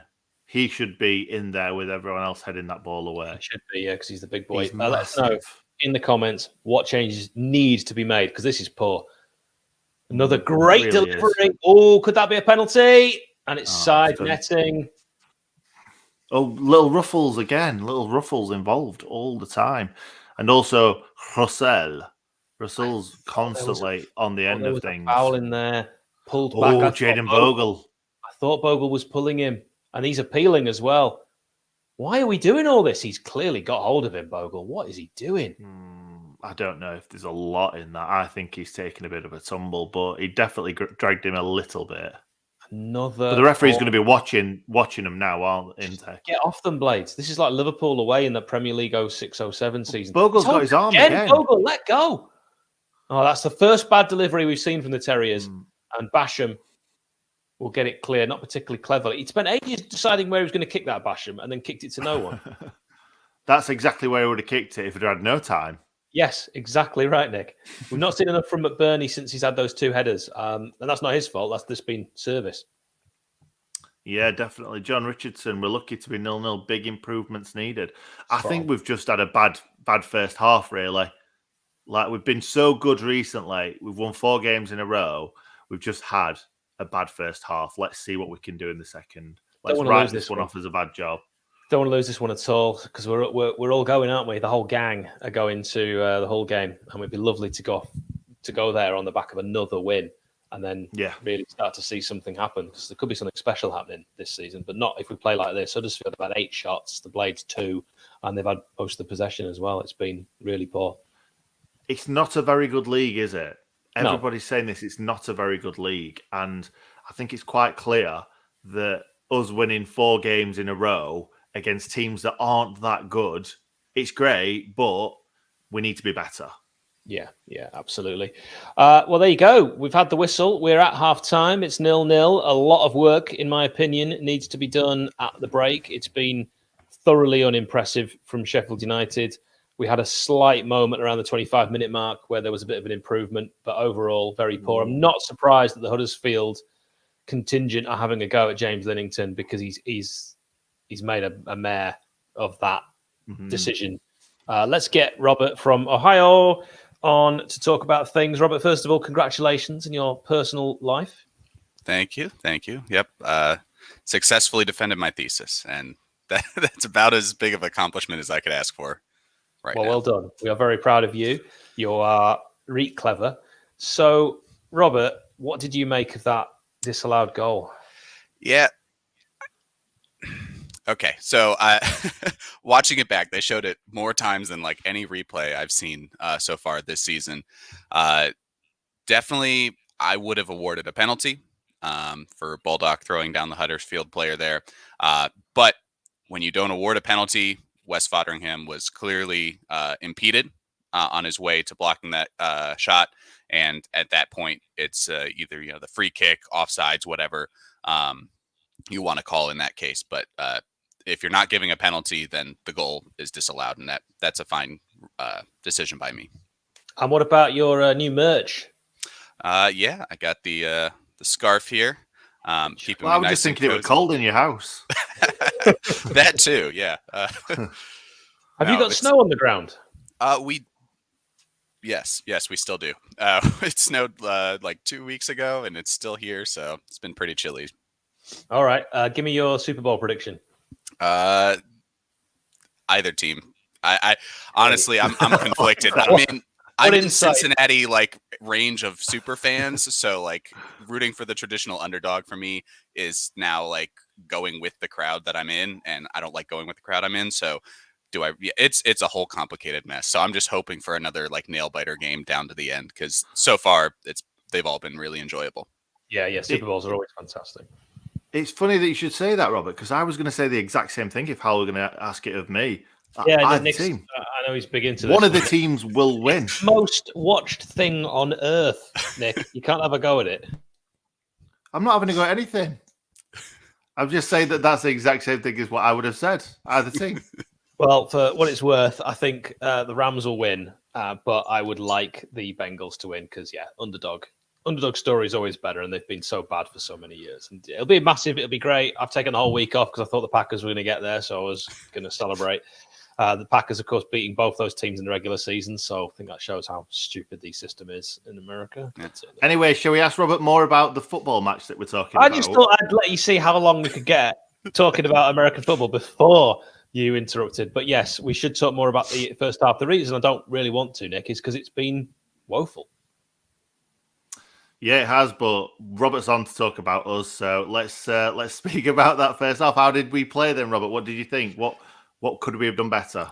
Yeah, it was interesting because we've been told ahead of time that Huddersfield is not a team that presses like the past couple teams that we've played. And so when you take out our kind of defensive midfielder, that playmaker of Norwood, I thought that maybe it would actually work to our advantage. If we're going to have a lot of the ball, if we're going to be controlling the ball further up, having Morgan Gibbs-White as our primary playmaker in the side, playing a little more advanced, I didn't mind that.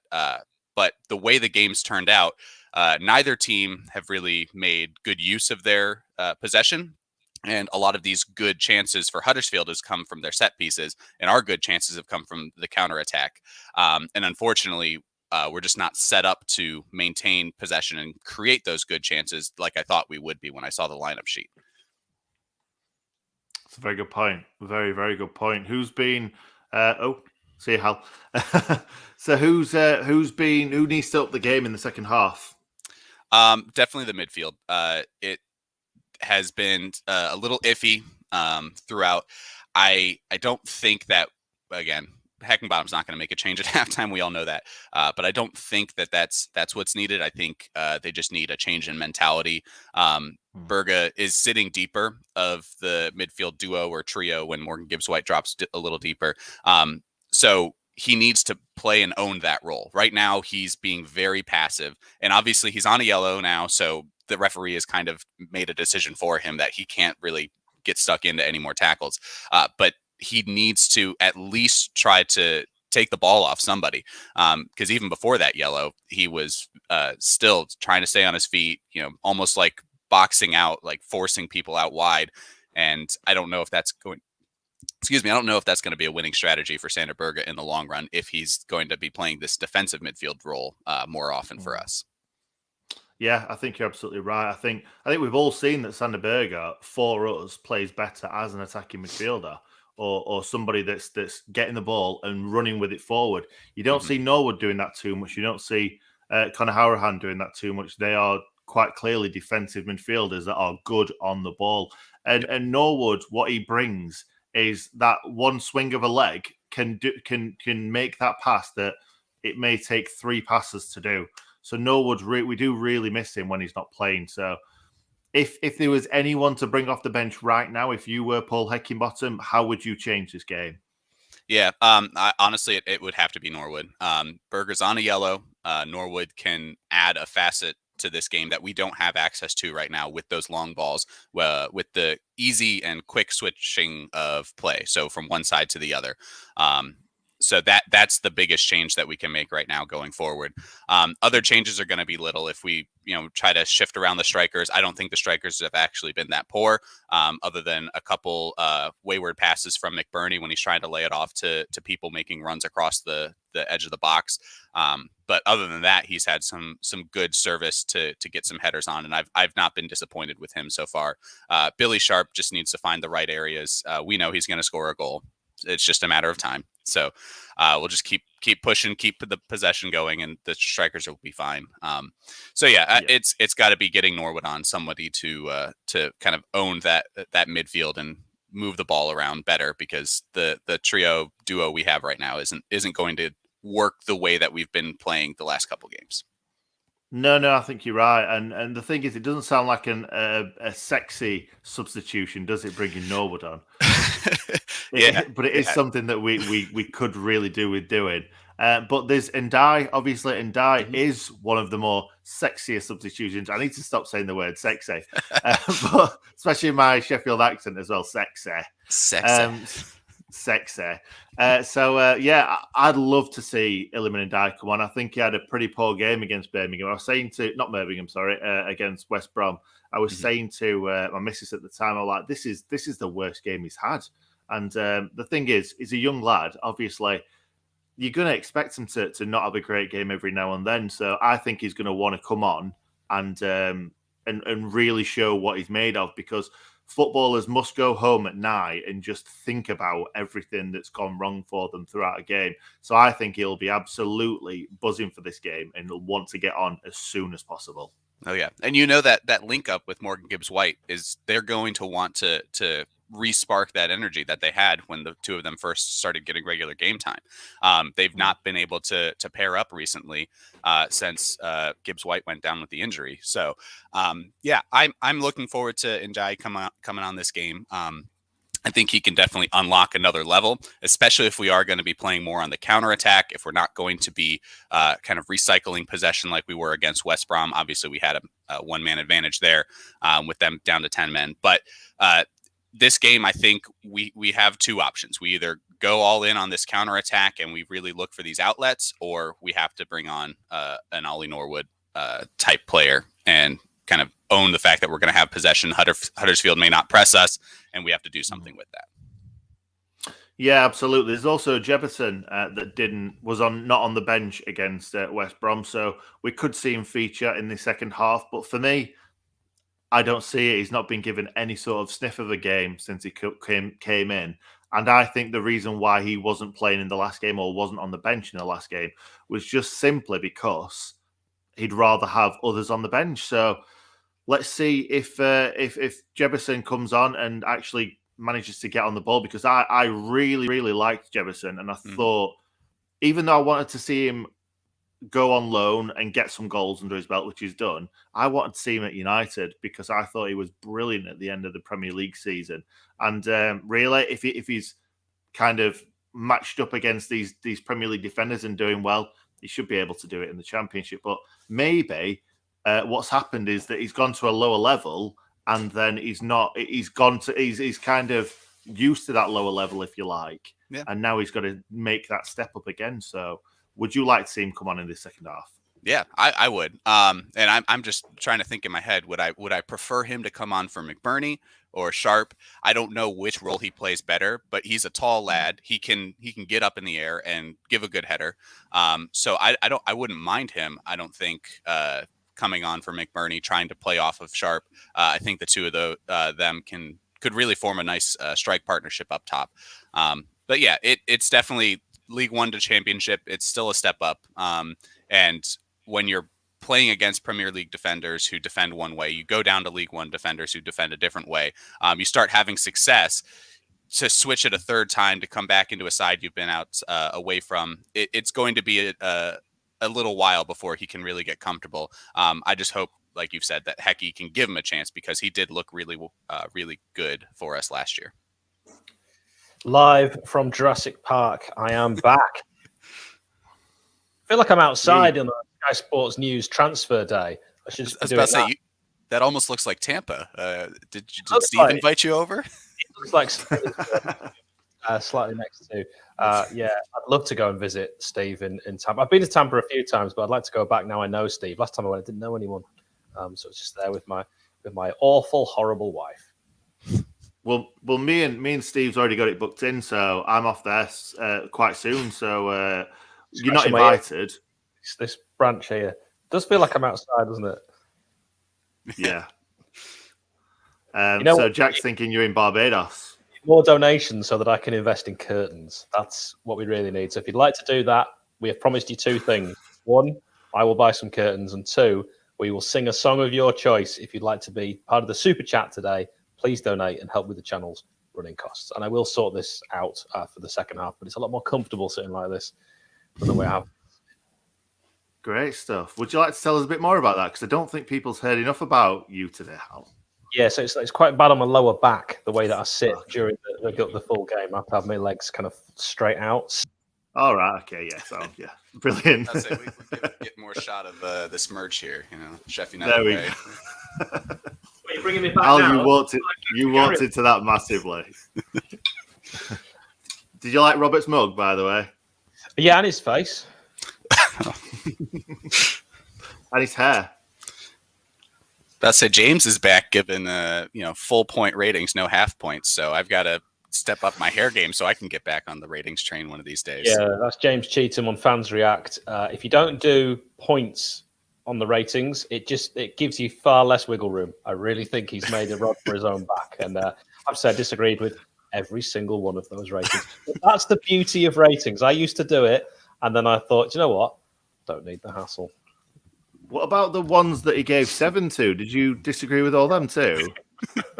It was a place of classic Len Goodman, wasn't it? Yeah, it really was. 7. Yeah, Captain Coaster's headset. You're the only one of the three of us that acts and looks professional. Okay. If you were in the right time zone, you would be doing a lot more watch-alongs. I hope one of these days I'll get over there, obviously, to see a match live and in person, but then I'll stick around for that Wednesday match that we're going to have afterwards, and I'll do a watch along with you guys then. Well, we're all going to the Hull game, so get on a plane. Oh, there you go. We've got the big meetup. I've defended my thesis. I'm done now. I can wipe my hands and come over. So here's a little test that we'll do for our Fans React lot. All of you are invited, Fans React lot, to meet us. Just send us a DM, and we'll tell you where it is. What about everybody in the stream? That means it's going to be Nick, myself, and Adam. Robert would be there, though, wouldn't it? If you were in the country, Robert would be there. Bells on. Yeah, absolutely. Absolutely. Right, looks like we're coming back out. Jefferson just running up and down the touchline, so we might see Jefferson really quickly. So I was about to say, any likelihood of a Jefferson second half introduction? And if there was, looks like McBurney's staying out there, so that would be interesting. Could you really substitute Billy Sharp? No. I was about to say, only if there's an injury. There's no way you take Sharp off. He's going to put one in the back of the net if you leave him on. Yes, he scores scoring goals for fun at the moment. So you could go Jebbo, Sharp, McBurney, and change formation. But McBurney's still out there. No, that does not work. Does that mean that Jefferson's coming on right now? No, it doesn't. Of course not. And I don't think he will, because as we've said, Hecky doesn't tend to make changes at halftime, and I think he'll stick with that. But I do think we're talking at the hour mark. There could be 2 changes. That was the Chris Wilder substitute, wasn't it? Yeah, almost and then always. in the Premier League, Chris Basham coming off at the 60th minute when we were losing. I never got the substitution of Basham. Never. The man's got 90 minutes in his legs and the rest. Yeah. He's going to be playing at 100% in the 90th minute, so why would you want him sat next to you? Yeah, Basham will be playing like this when he's 60, so there's no need to substitute him. Honestly, I think he could be playing at championship level until he's 40. I'm not even joking. Yeah, I said at the Peterborough game to anyone who was listening, Billy Sharp's got another 10 years in him. I said it quite a lot through the game. At which game? Peterborough. It became a bit of a thing with the people around me. And then, of course, he scored, and everyone was tapping me on the shoulder and going, 10 years, 10 more years. It was great. 10 more years. 10 more years, 10 more years. Yeah. Oh, and we've kicked off. Roberts, All we right. will leave you to shovel your snow. Thank you very much for joining us. Thanks, guys. Isn't he lovely? Isn't he lovely? Little I Johnny need to Ruffles. stop singing. Human form. If you give Robert a new surname, it'd be Robert Ruffles. It would be. It really No would. changes at the break. It is 0-0. We're on 45-20 if you want a time check. Nick, I'm just going to reposition myself, so I'm going to leave you to do some of the talky bits. Oh, you reposition yourself, lad. Hopefully, you're not going to tell us where you're repositioning yourself and what you're repositioning. But the Blades are on the right-hand side. Lovely ball into Billy Sharp. He turns it, he shoots. Oh, it's just wide of the target. I wonder how close that actually was, because we couldn't tell from this camera angle. But a lovely ball into him. He turns, shoots, and he's hit the side netting. So it's not too close, but it's also not too far away. That was closer than what I thought, actually, on second looking. But Hal, you nearly missed a goal then, mate. I saw it all. I was just repositioning my gentleman's agreement, and I didn't want to, have that on screen. We are starting this half very, very well up to now, saying that we've just lost the ball and they're on the break. It's a great ball through Jackie Longthrow. What a touch that is. And he brings it out lovely. Intervention there by Jackie Longthrow was absolutely crucial. Fleck has done possibly the worst thing he could have done with that and given it straight to Danny Ward, the top scorer for Huddersfield. It'll fall comfortably to O'Brien. Real danger man. Gets his shot away. And that could have gone absolutely anywhere. Took a deflection. Looked like it could have been dipping just under the crossbar at one point, but thankfully not. Town starting like they finished the first. So, what if they shoot you again? Watch how much Sander Berge is bothered about getting a tackle in there. Yeah, that's embarrassing. Oh, you need to die for 3 points. He's literally just stood at the side of him, just watching what he's doing. He should be in there stopping that shot. And I thought it was him that stopped it, and it definitely wasn't. No. Right, Baldock, learn your lesson. Get off him. No one making a foul here. We know how dangerous they are. We've got to stop giving away corners. I cannot emphasize enough, Blades. Of all the teams in the league you do not want to give a set piece away to, it's Huddersfield. And I reckon we've given away more corners in this game than any other game this season. Yeah, and this should be a goal. That should have been a goal. That should have been an early cross, low, and that was a tap-in. Really clever play from Huddersfield. The player that left the ball so it ran on, really intelligent. Here's Karoma up against Jayden Bogle. Bogle's not done anything. And, that'll be a goal kick. I thought for a second there Morgan Gibbs-White might get a deflection on that. I hope he's all right, Morgan Gibbs-White. Just getting up a little gingerly. Yeah, he's struggling there, it looked like. Hopefully he'll be able to run that off quite easily. But percentage of goals in the second half, that is a great stat to look at. This whole season, 74%. Yeah, all of those. Is that goals that we've scored? I hope it is. Yeah, it is, yeah. Because Cardiff, top. That's a weird one. Yeah, they did score against us, of course, second half. Yeah, they did. Last minute, wasn't it? Oh, excellent ball! Billy on one. Oh, the angle's not great. Oh, that's awful. That's awful. A woeful finish. With his left foot, he just passed it to Nichols in his grateful gloves. Oh, what a ball from, who was that? Gibbs-White, obviously. Who else? Oh, Billy, the angle suddenly got narrower and narrower, and then by the time he played it to Ollie McBurney, pal, he had 3 players on him. Yeah, it was just overhit slightly from Gibbs-White, but what a great ball through. A little bit behind Ollie McBurney, if we're being kind. It's behind him. Yeah, it's behind him. I'm not blaming Ollie McBurney there. I feel like Billy Sharp should have shifted that onto his left and just had a go. Yeah, I agree. Billy can use both feet and his head and his chest. Yeah, and his backside and everything. Yeah, it's fantastic. Bit of a wet day at Huddersfield. Very sunny where I am in leafy Buckinghamshire. Here's a chance for Huddersfield. That's a foul by Bulldog. That's not a foul. James says it's a shoulder barge. I thought he might give that one. Yeah, you never know, do you? But no, he's gone shoulder to shoulder there. He's just been stronger than him. Hey, I'm not saying I would give that as a foul. I love the old-fashioned shoulder barge, but you see them given time and time again. Yeah, you're not wrong. You are not wrong. Here we go. Another £5 from Craig P. 2005 or 2005. Great Craig show, guys. So far, yeah. Great show so far, guys. We'll double donate if you don't sing. Oh, good thing I shut up. Okay, right. Okay, let's just get rid of that and never mention the singing again. Hey, it was a good idea, Nick. It's worked. Well, for him, we're not going to sing. No. So that'll be a double donation. But as soon as he's double donated, we'll start singing again. Yeah, if you'd like to donate and help support the channel and our not insubstantial running costs, then please do with the super chat. You can only do super chats, I believe this is right, Nick, during a stream, during a live stream. It's not something you can do retrospectively. Am I right? That's right. But you can. I think you can support the. Yeah, you can support the channel, I believe, with a donation without it being live, but not on the video. Okay, I didn't know that. So, yeah, otherwise, you want to join and become a member. We'll talk about that in a moment because here is a chance with Huddersfield. Very dangerous. 3-on-5. Can we get that ball back? I think the referee, James Linnington, thought about a free kick there and the Blades instead have the ball. So we'll just let things continue with John Fleck. Looks for George Bulldog. They literally had 2 players running on the right-hand side. It was one pass into their feet, and he just kept it. That was an appalling bit of play. It was wrong decision. Don't forget to like this stream if you haven't yet. It'd be really helpful. Oh, that's a ball forward to Billy Sharp. It's a little overcooked, and that's a foul by Billy. And James Linnington's going to give that all day and twice on Saturdays. He is.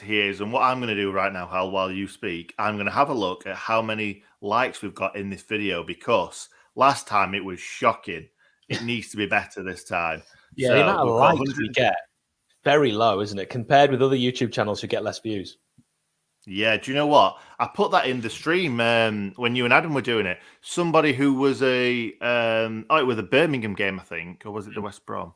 Anyway, one of them, somebody who had about 40 viewers at the time, had like 60 likes. We had about 200 people in, and we had about 40 likes, something like that. Oh, the through on the right hand side. It's a good ball. It's a poor ball into the box, and the Blades get it clear. Danny Ward, who was never going to get on that. It's amazing Danny Ward has scored the amount of goals that he has. Did get a hat-trick, actually, not too long ago. Sanderberger going to bring that ball out to his midfield partner, John Fleck. I think we can agree that the experiment of Fleck and Berger has not worked today. And I don't actually know if it was a wise decision from Heckingbottom, with the team playing so well, to shuffle the pack quite so much. You know, the old days when Liverpool used to only have 12 players. You know, Fairclough was the only sub, and they won the league, and they just kept playing the same 11 week in, week out. And they didn't even have the same kind of fitness regimes that are around nowadays. Just play your best 11. Just keep playing them. They're professional footballers, for God's sake. Yeah, they are. But we do have 2 games a week for the foreseeable future. No, but that made me laugh, that, to be fair, because I was agreeing with you when you were talking about Liverpool's lack of strength and depth. Anyway, Morgan Gibbs-White through. I'll come back to that in a second. He plays it out wide to Jayden Bogle. Come on, Bogues. Get those legs moving. In and out. God, it's straight. Jayden Bogle's not had the best of games today, to be honest. He didn't have a great first half in the last match. I don't think many players have played well, though, in all honesty. In any first half. Oh, that's very well done, John Egan. Go on, Eags. Oh, the ball was dreadful. Who was he even looking for? It's ended up finding George Baldock, who's just going to, every single time, turn back, and that's becoming a bit too pedestrian, as there's this play from Berger, who loves slowing the play down. That's his favourite move. Not a bad ball in John Fleck. It's just going to be played back to George Baldock with an interesting bit of defending. Yeah, Berger. Sander Berger on the edge of the box. What can he do? Not a lot. He plays it out wide to Morgan Gibbs-White. Can he make something happen? Turns inside, and he nearly has the ball taken off him, but he still has it. That's the mark of a great player, that. If he gets past his man, it is. Ball into the box, but it's not a good ball. But yeah, I love to see that. I love to see him nearly giving it away and then not giving it away. I think, to be fair, in Liverpool's time, the other teams probably also didn't have many subs either. Yes, that's a good point. Very good point. I thought you actually meant the Liverpool of this day, because I'm thinking, who's Fairclough? I've never even heard of him. Yeah, nowadays the subs they're bringing on are Mo Salah. It's slightly different. But yeah, I was thinking of the classic Liverpool team. The weather in Huddersfield, what's it like where you are, Nick? Because it's gorgeous, beautiful sunshine and not a single bit of wind.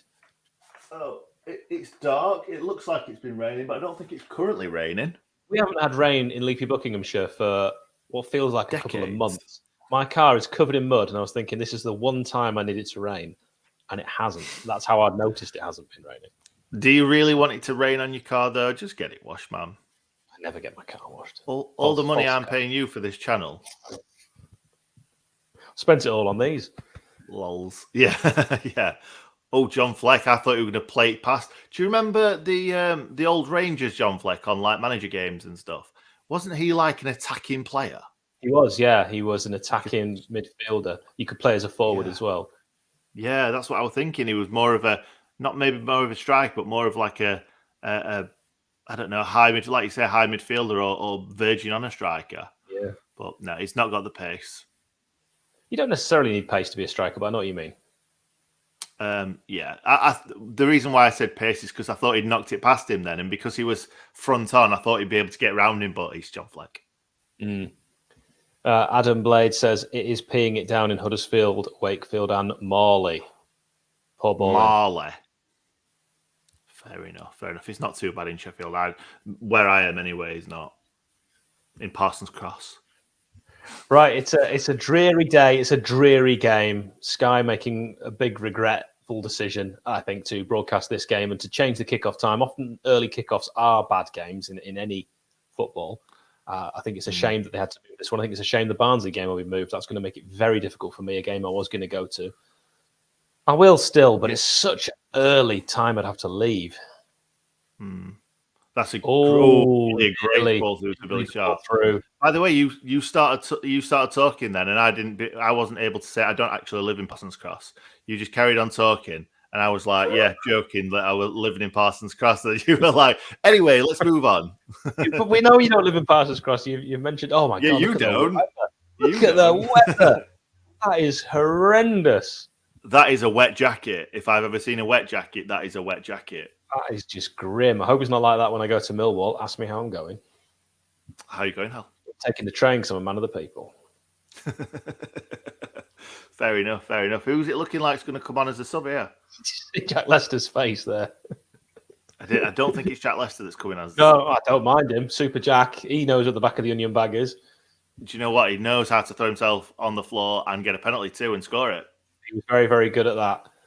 And Huddersfield coming forward over this halfway line. We're on 57-17. If you are just joining us, if we are ahead, you can pause us if you're watching on YouTube, Facebook, or even, as some of the kids do, on Twitch. If you are watching on Twitch, do let us know on the stream. We'd love to know where in the world you are as well. It's just myself and Nick today. No Bobby in the background, so if we do miss your comments, we are reading them. We just can't often always press the buttons at the same time.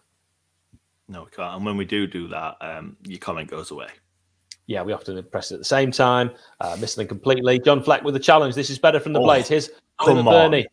He's got an option on the right-hand side of Morgan Gibbs-White. He uses him. Gibbs-White, the ball in first time. It's a header from Burney, his third of the game, and it's caught by Nichols as we have a super chat, a £5 to get us to 15K. Joseph Parker looking at help. Could you say super chat? Yeah, super chat from JP. 15K is on about subscribers. If you've not yet subscribed to the channel, help us get to 15,000 subscribers for the best Sheffield United fan-created content. Podcasts with former and current players, fans forums, and watch-alongs. Subscribe. It's free. You just need a Google account. You do. And I was just going to say we are the best and the most subscribed to Sheffield United YouTube channel in the world. And I looked like I was in Jurassic Park earlier, so that makes sense. Remember, if you haven't paid your subs, you're not a member. You will remain around dodging freeloader. Subscribers, we love you. Sander. Members, we love you more. Oh, shot! Sander Berger! Oh, it's a decent effort from Sander on 58. What a shot that was, Nick. Yeah, what a shot that was. And do you know what? If that had been a bit on the ground with this slippy surface, that could have been a goal. Keep it in. It's a lovely ball in. Oh, come on, Blades. This is it. Time to turn the screw now. Yeah, well, when Sander starts playing, the Blades start playing. We said it pre-match, and it's always the case, isn't it? He always takes 45 minutes to get into a game. Our mate Steve York said that. Or in this case, an hour. Yeah. It's not in the corner. Track, let's be honest. It's not in the corner enough, is it? No, it's not. But that's easy to let that in. It really is. So that was a good save. We've got to give the keeper a bit of respect there, especially with how wet it is. It's a good save to push that away. They're a well-disciplined side, Huddersfield. It's something I mentioned in the match preview, and I think that's proven to be the case. They're not a team that are diving in. They're not a team that are making silly fouls like we've seen the Blades do with pulling the ball back. It's been a very well-disciplined and well-drilled side. I think they do get that from their manager. Stephen, listening in Thailand. Lovely. Oh, this is Avila. A ball across, danger zone. It's going to drop here. Chance for Huddersfield doesn't get it down. Oh, that was an option there. If he could have got that down and get that shot away. Here's O'Brien, the danger man. I don't like this at all. This is now end-to-end. This game's come alive, Nick. Yeah, it has. It has. And that's a strike, but it's straight at Wesley. Wesley will take those all day long from my Karoma. Karoma scored at Bramall Lane on the day that I first met Nick, and I thought he might have had a second there. It was Avila, you make me happy, who crossed the ball, and then it was Karoma who messed up. When he got a second chance, he took it much better. Yeah, he did. But Baldock got caught again, didn't he, there? Got caught, loved the ball through. I would take Baldock off, and that's not because he's a bad player. It's because I don't think it's fair when they've clearly sussed out all you need to do is just get anything on that left foot, turn him, and it's too easy. Yeah, but they turned back on. He turned back inside, and that's what Baldock wants. They want him to come back in on his left foot, but he just didn't anticipate it. He's turned inside, like I said, onto Baldock's right, and if he'd have anticipated that, he'd took it away. Maybe it's a clever double bluff. You don't think we're going to turn Possibly it is. inside? I think because every other time we've gone on the outside. Looks like they're going to make a change for, I think it's Holmes who might be brought on here for Huddersfield, a player I actually expected to start. Who's actually in the thumbnail as well. No, he's not. He was in Blackman. He was in the preview. It was in the preview. He's done well with the thumbnails. 2 players not involved. Yes. Yeah. Yeah. Oh, McBurney's got to win that header. That's a terrible one to lose out. And now it's a chance for Huddersfield to come forward again. Thomas lays it off in that midfield to Russell, who could have had a penalty in the first half. Here's Ruffles. Karoma. Uses both feet, Karoma, quite well. Very dangerous player. Lots of opportunities for him to show off as well with the mixed ability he's got. And he has today. He's had shots from different areas. We don't want to see him have another one. That's a ball that's always going to be overplayed. Avila wanted it just on the outside, and Thomas just played it straight down the middle.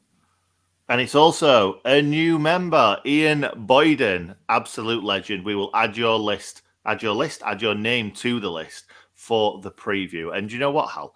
I think we should bring him up on screen, give him a little bit of a shout out. Ian is a friend of mine, and I'm seeing him on Tuesday. Oh, I love Ian. Ian's one of my favourite people. Ian is actually a great person. He's a good egg. You know what he is, Nick? He's a good egg. I like that. But you're saying you know him. I say I love him, and you're saying he's a good guy. Yeah, well, I know him so well. I also know his wife, so I can't say I love him. Why? Well, I know my mate's wife, but I love my mate. Do you? So I don't really get where you're going from here. I like to say, well, I sprinkle my love maybe less liberally. There we go, Adam. Thank you very much. Save £2 on my train Tuesday night, so you benefit. Well, you've only given us £1.79. So where's the rest of it going, Adam? Where's the rest of it going? See, that's a real £2 from Steve York right there. Steve keeps doing it. Absolutely brilliant. I'm only joking. Thank you, Adam. We really appreciate it, mate. Ian asked for the Ndai 500 song, and he has just paid his $4.99. So I think that means that we've got to sing it. I think it feels like it does, yeah. And I will score 500 goals, and I will score 500 more, just to be the man who scores 1,000 goals and wins the Ballon d'Or. Sheff United. Thanks, Nick. You really helped me out there. Do you know what? I've never sang that song, and I couldn't remember some of the words, so I didn't want to embarrass myself. Well, you're on your own with Steve's request then. Hark now, United sing the Wednesday. Oh, it's both. Oh, Jane Bogle's not on the end of that. The Wednesday right away again, and we will fight forevermore because of Boxing Day. Doesn't make sense, that song. I'll just say that now. Doesn't make any sense at all. Does it make sense when Wednesday sing it the other way around? I think it does. Or maybe it makes more sense for us. I don't know. They beat us big time, didn't they, on Boxing Day? Yeah, so we'll sing forevermore because of Boxing Day. I think it works more for us. Because we were so upset about Boxing Day, we will fight because of Boxing Day. It's a shocking song, but it works for both, I think. But yeah, maybe it does work. I don't know. Still not sure. Who does it work for more, though? Maybe now you've said it, it works more for us because we got beaten on Boxing Day, so we will fight because of the defeat. Yeah, we will fight forevermore because of Boxing. I was thinking we would sing forevermore because sing would be better for Wednesday. Doesn't make sense for Wednesday then. Right, it's our song. Here's a chance. This is a cross. Put it in. Oh, that's a shocker of a cross. Honestly, you could. I don't know what's worse, a floater like that or not beating first man. Nothing I hate more than a floater. Oh, heavy touch from Chris Bash. Anyway, now you can take a step off from all that. This is pathetic. Well, we tried. We tried at singing, didn't we, Hal? We tried. You don't know what he's reviewing. I know. That's why I said it. I thought it'd be funny. I think it's the general watch-along. I'm assuming this is pathetic is aimed at the game. Well, for comedy effect, I was making it sound like anyone called Dwayne. The Rock Johnson, yes. Oh, you got him in your phone? Yeah. Just it. Get him on the channel, mate. What are you playing at? Yeah, there you go. You can see that. There you go. Yeah, I've seen it. All right, Dwayne the Rock and his cheap meals. He's not a Sheffield United fan, though. We're not going to get him on. And that's the only reason, because I believe Nick. And I don't need any No, I validation. don't know a Dwayne. I don't know a Dwayne. I don't know a Dwayne, but Dwayne Holmes is on. I was going to say it's a very American name. The only one you named is also American. Decent ball. Dwayne, is he American as well? Dwayne Holmes. Rock Johnson. Well, Dwayne Holmes is, yeah. Yeah, I thought so. Oh, lovely flick. Oh, he wasn't alive to it, was he, Morgan Gibbs-White? We're on 66-36, by the way. Huddersfield are going to try and break here. The Blades playing a little bit better second half, as we do most games, but now it's a chance for Holmes, the American, on this left-hand side. I thought Koroma was having a decent game. Oh, could that have been a handball? I think it's the chest. The problem is, though... I think it is. O'Brien's very certain that is a handball. What do you think, Nick? I don't know. We'll see right now because there's a replay. Straight at his chest. Come on, man. I don't like it when people try and con the referee because you could see that came off his chest. Substitute Boxing Day with Bouncing Day. Sheff Paul, not only is that a great idea, but as Nick said earlier, once a song is a song, it's so hard to change the people. And you can't get rid of it. Yeah. Okay, another corner. Huddersfield. Dangerous from corners. We've witnessed it all day. Header over the bar. But they're winning. They're winning most of them. Yeah, they're winning most of them. Hogg, former York player. Yeah. Well, Robert there. Oh, no. They always move these chuffing comments. Robert, I work with a Dwayne. That's just perfect. American name. My wife's dad's name is Dwayne. That's a big one. How did you miss that one? I work with a Dwayne. Mildly interesting. Wife's dad's name, your father-in-law, is a Dwayne. What's up with that? Oh, that's bigger. Of the two bits of information there, you chose the smaller one. Yeah, that's true. I read the first bit. And well, then that's enough for me. There's a lot of writing here. That's enough to win. This is how Nick reads a book. Lord of the Rings. There's a little lad. You know what? Let's get to the end. No, what happens? No, actually. He's got the ring. Good. No, I read the first chapter of what was it, The Hobbit, and put it down. I'm not a reader. I've got a funny one about names though. My best mate, his missus's dad, so his father-in-law, is called Danny. And Danny, I think that's a really young name for a dad. Yeah, that's a young person. I don't know. It could be Daniel, but Danny for a dad. Mm. Yeah, you're Danny till you're about 35. Then you're Daniel. Yeah. Oh, yeah. That's no, but even Daniel, I don't know many Daniels that are like 50 onwards. Yeah, he just a Dan, isn't it? You met me dad, Dan Walker. Dan Walker's a solid name. Dan Walker, I'd buy a car from. Danny Walker, I'm going next door. That's a great point. Wow, all these bookings coming out. Jack Robinson's been booked. John Fleck's been booked. What's happened since we've been talking about Danny's and Dwayne's? Yeah, if you are joining this watch along for Razor Sharp Insight, it's not been today. No, it's definitely not. No, I've not felt this game, to be honest. It's too early. It's too early and too wet. Here's Dwayne Holmes. Puts that ball across. Don't you dare get a touch on that, Blades. League One Wes just watched the ball. He ignored the studs and he gratefully caught it. But that had Jackie Long throw own goal written all over it. Yeah, it did. It really did, especially going with his right foot and then Good nearly thing is, knocked out on the post. Is so bad at connecting with a football that he completely missed it. Oh my goodness! The thing is, the goalkeeper doesn't always see it like this. But if Jack Robinson puts that in his own net, it's not Wes's fault. So Wes is going for the ball because if he leaves that, then it's Wes's fault. Do you know what I mean? Yeah, absolutely. People keep saying the same Dwayne, but I've never heard of him. Dwayne Dibley. Red Dwarf. Who is he in Red Dwarf? Or is that the character? I can remember Rimmer. Just for you. How do you spell Dwayne? D-W. There's loads of different Dwayne spellings. I can't say that I remember the character's name. Oh, it's this. Oh, Cat. The cat. Yeah. Is that his real name then in real life? It's his real name. I didn't know his real name. I'm not great with actors' real names. But I liked Red Dwarf. I thought it was great. Thing is, I had a black and white TV when I was growing up. And I went to school for fancy dress as Rimmer. And I had no idea what colour clothes he wore. So I wore different coloured clothes. I just did an H on my forehead, which works for me. And then I had a red top on and blue trousers. And people went, well, you've not made a lot of effort there. I was like, well, I don't know what colour clothes he wears. I got black and white telly. Hey, well done. I like that. I like that. But the name's Rimmer, really.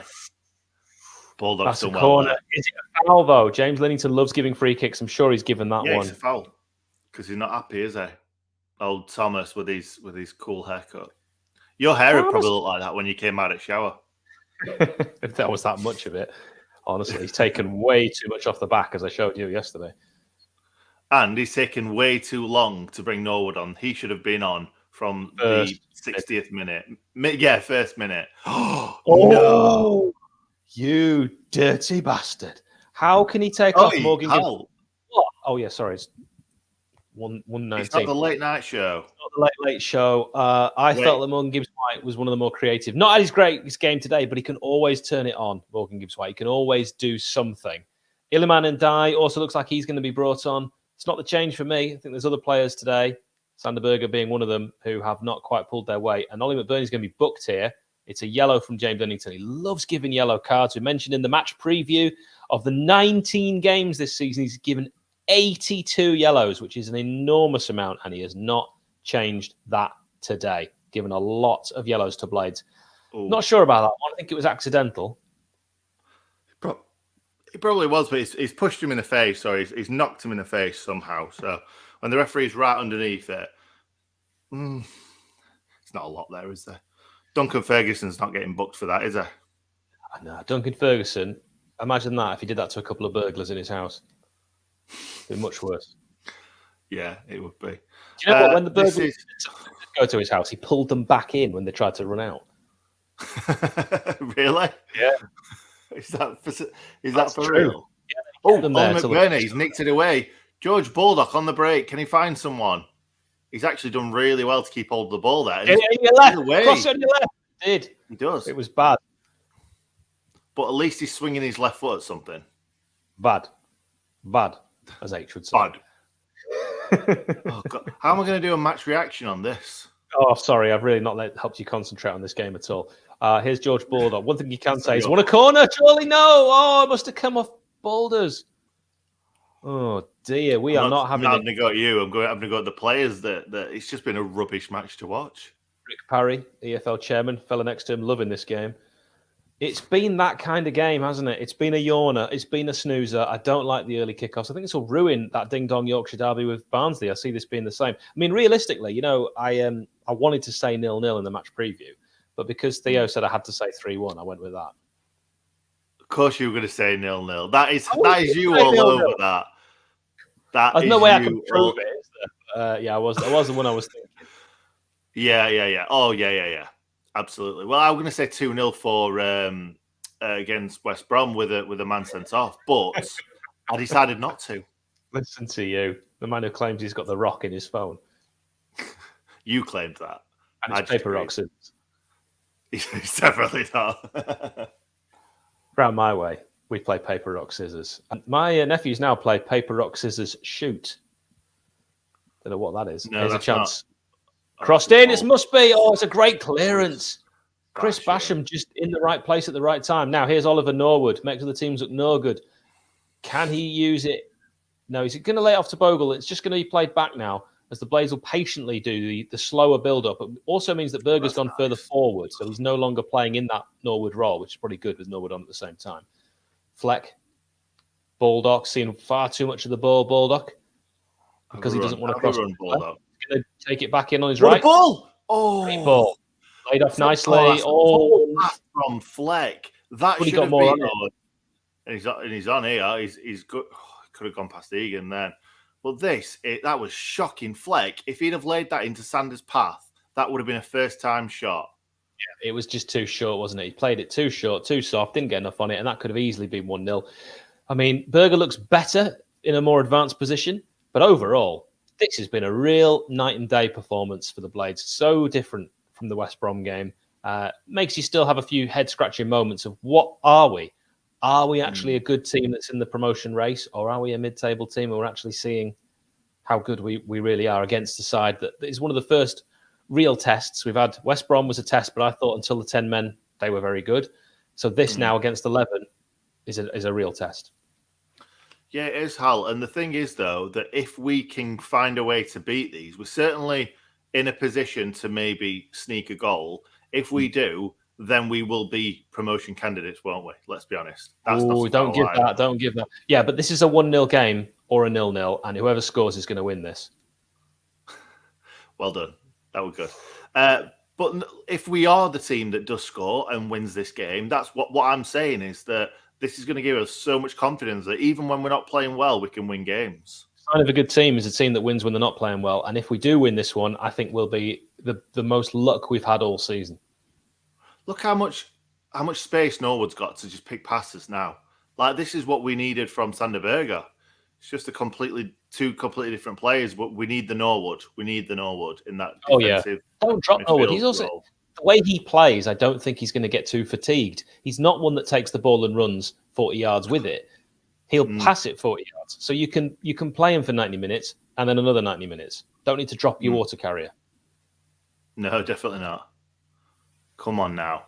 So it's a good ball out to Bash. Come on, Blades. Players need to move. They're not moving. It's static. It's like everyone is Sander Berge. Come along. Yeah. That's shocking passing. Absolutely shocking passing. Terrible decisions. No movement. And Huddersfield are on. They're on their heels. Every time the ball goes forward, they're running. Come along. It worries me about Jack Robinson as well when he's the last man back and the ball's bouncing. Yeah, you don't want Jackie Long throw as last man in anything. I don't know what that means, but in football. Just football then. Just football. Yeah, I'm sure he's fine, playing tag. Or last man in a fighting sense. But we saw him Bernie on the wing, crosses the ball. It's bouncing, but it's a good take, and they're on the way. It's 2 against 2. Go on, use your pace. Let's get it back, Bulldog. We certainly got back, but take the ball with you. Okay, they've slowed it down now. It's a shocking game, isn't it, really? Yeah, it's a terrible advert for the Championship. It really is. If you're a Premier League fan, you'd have switched this off after 10 minutes and you'd have been quite happy with your decision. You go about having a nice day. And if it's anything like it is in Leafy Buckinghamshire, it's a lot of sun. Yeah, and as well, what you're thinking is if one of these teams gets promoted, that's 6 points for us next season. Oh, definitely, yeah. I mean, if Huddersfield go up, they haven't got really any financial clout. Their fans, if you had a look at some of their views beforehand, said this is a team that cost £1 million to make. Which is a nice thing to say as a fan, especially where they are in the division. But we used to be that kind of team, didn't we? Yeah. And now with the money bags, when you look at how much the players on the pitch have cost, like Sander and McBurney. Yeah, definitely. More than this entire squad of Huddersfields. Good tackle, Bash. That's what we want to see. We used to sign players like Bash and Fleck for nothing. Those are Blades kind of signings. And the less money we've spent on players, the better they've been, generally. Yeah. And the less money they're on, the better they've been as well. It's almost like they feel like they've made it. Yeah, and they're just happy to be there. So they're playing every week for that paycheck. But it's not about the money. It's for the love. I'd love to believe that was true, but you know what I mean. I do think it is true with some players. Basham is one that he wants to stay at Sheffield United, and he isn't just one of these mercenaries that happily play for anyone. He loves the club now, and he has no intention to leave. And give him a new contract. Here's Berge. Let's get this goal. A goal now. Game over. Let's get it. This would be absolutely incredible. Not played well. But let's get a bit more luck because we've had a lot of luck today. Referees definitely helped us with that penalty shot in the first half. 80 minutes, bang on the clock, 0-0. It's a good ball in. Billy Sharp's fighting, but he's got the ball under control. He's just gone outside the box. Is he going to flick it to Baldock? He does. Oh, behind take it with him there. Yeah, it was not a good pass. Billy's not really been involved in the game second half. No, he's not. He's not really been involved in it first half either. Baldock into the box. Oh, not in a million years. I think some referees could have given that. We can't play Baldock at left wing back again. I have to agree with Ian. Nick, what do you think? No, I completely disagree with that. I think he had a fantastic game against West Brom. Players have bad games occasionally. I think that Baldock is a very good pro, puts 110% in, and I think he's probably better than anything else that we've got at left wing back other than Anenda Stevens that is on form. What change would you make next, Nick? I don't know. Ndai probably. Get Ndai on and get Jebo on. We've lost Morgan Gibbs-White, who is that creative player who can get the assists. And I feel like and Dye's the only other player that can do the Morgan Gibbs-White role. I don't know why we've brought him off. I don't know why I brought him off. I would take Sander off and I'd get Ndye on now. Yeah, I would. I'd have done it way before this. I mean, it's arguably going to be leaving it too late, but he is taking his sweet time. Paul Heckingbottom. Yeah, this has been a pretty boring match to commentate on. At least your match reaction will be short. Well, probably not with me. Not you, but it will be. It will be.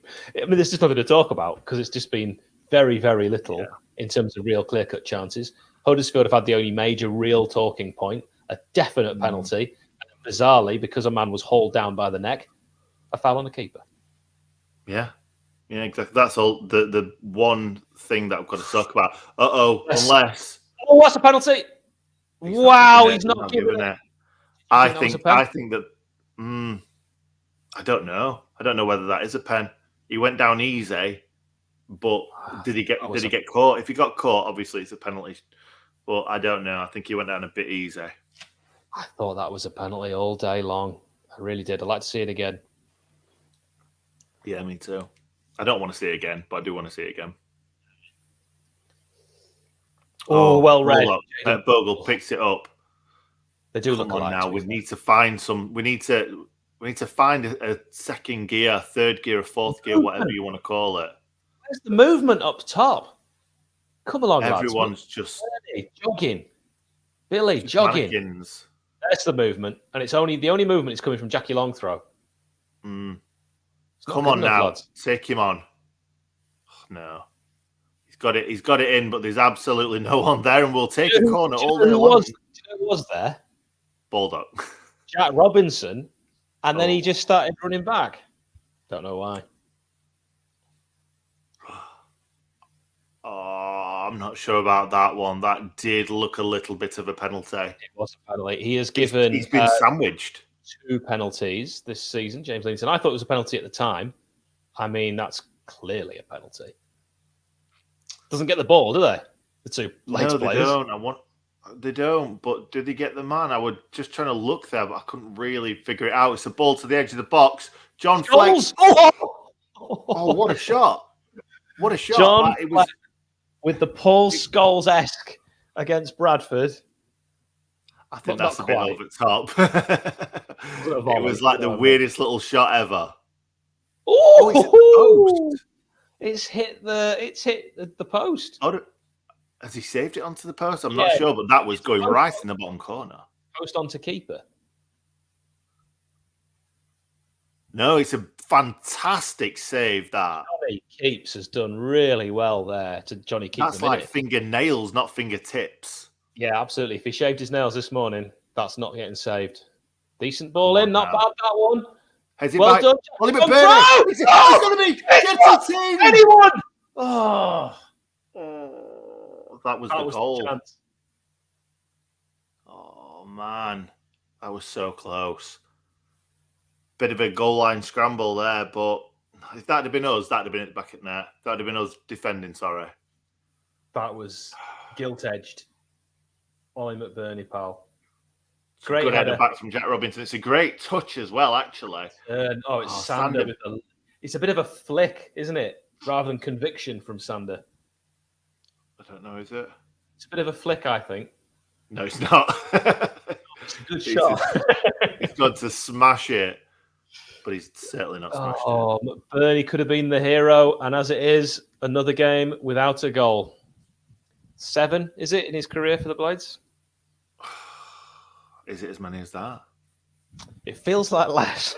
Do you know what, though? Iliman Ndiaye for the last 5 minutes when we're probably going to be launching the ball into the box more seems a bit weird. It's too late. He's not a striker, Iliman Ndiaye. I think he's the best number 10 United will ever have, but he's not a striker. I think we saw that against West Brom, against Johnstone.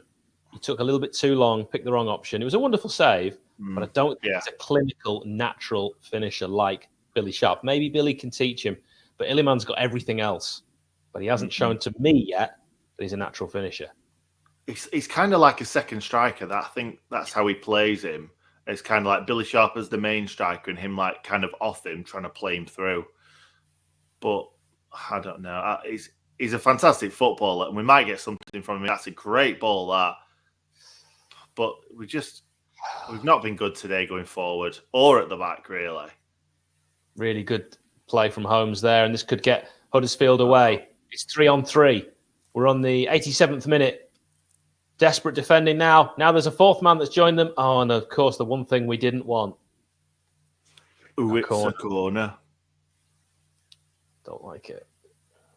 Don't like it. O'Brien. He's going to play a short one here. We are not even.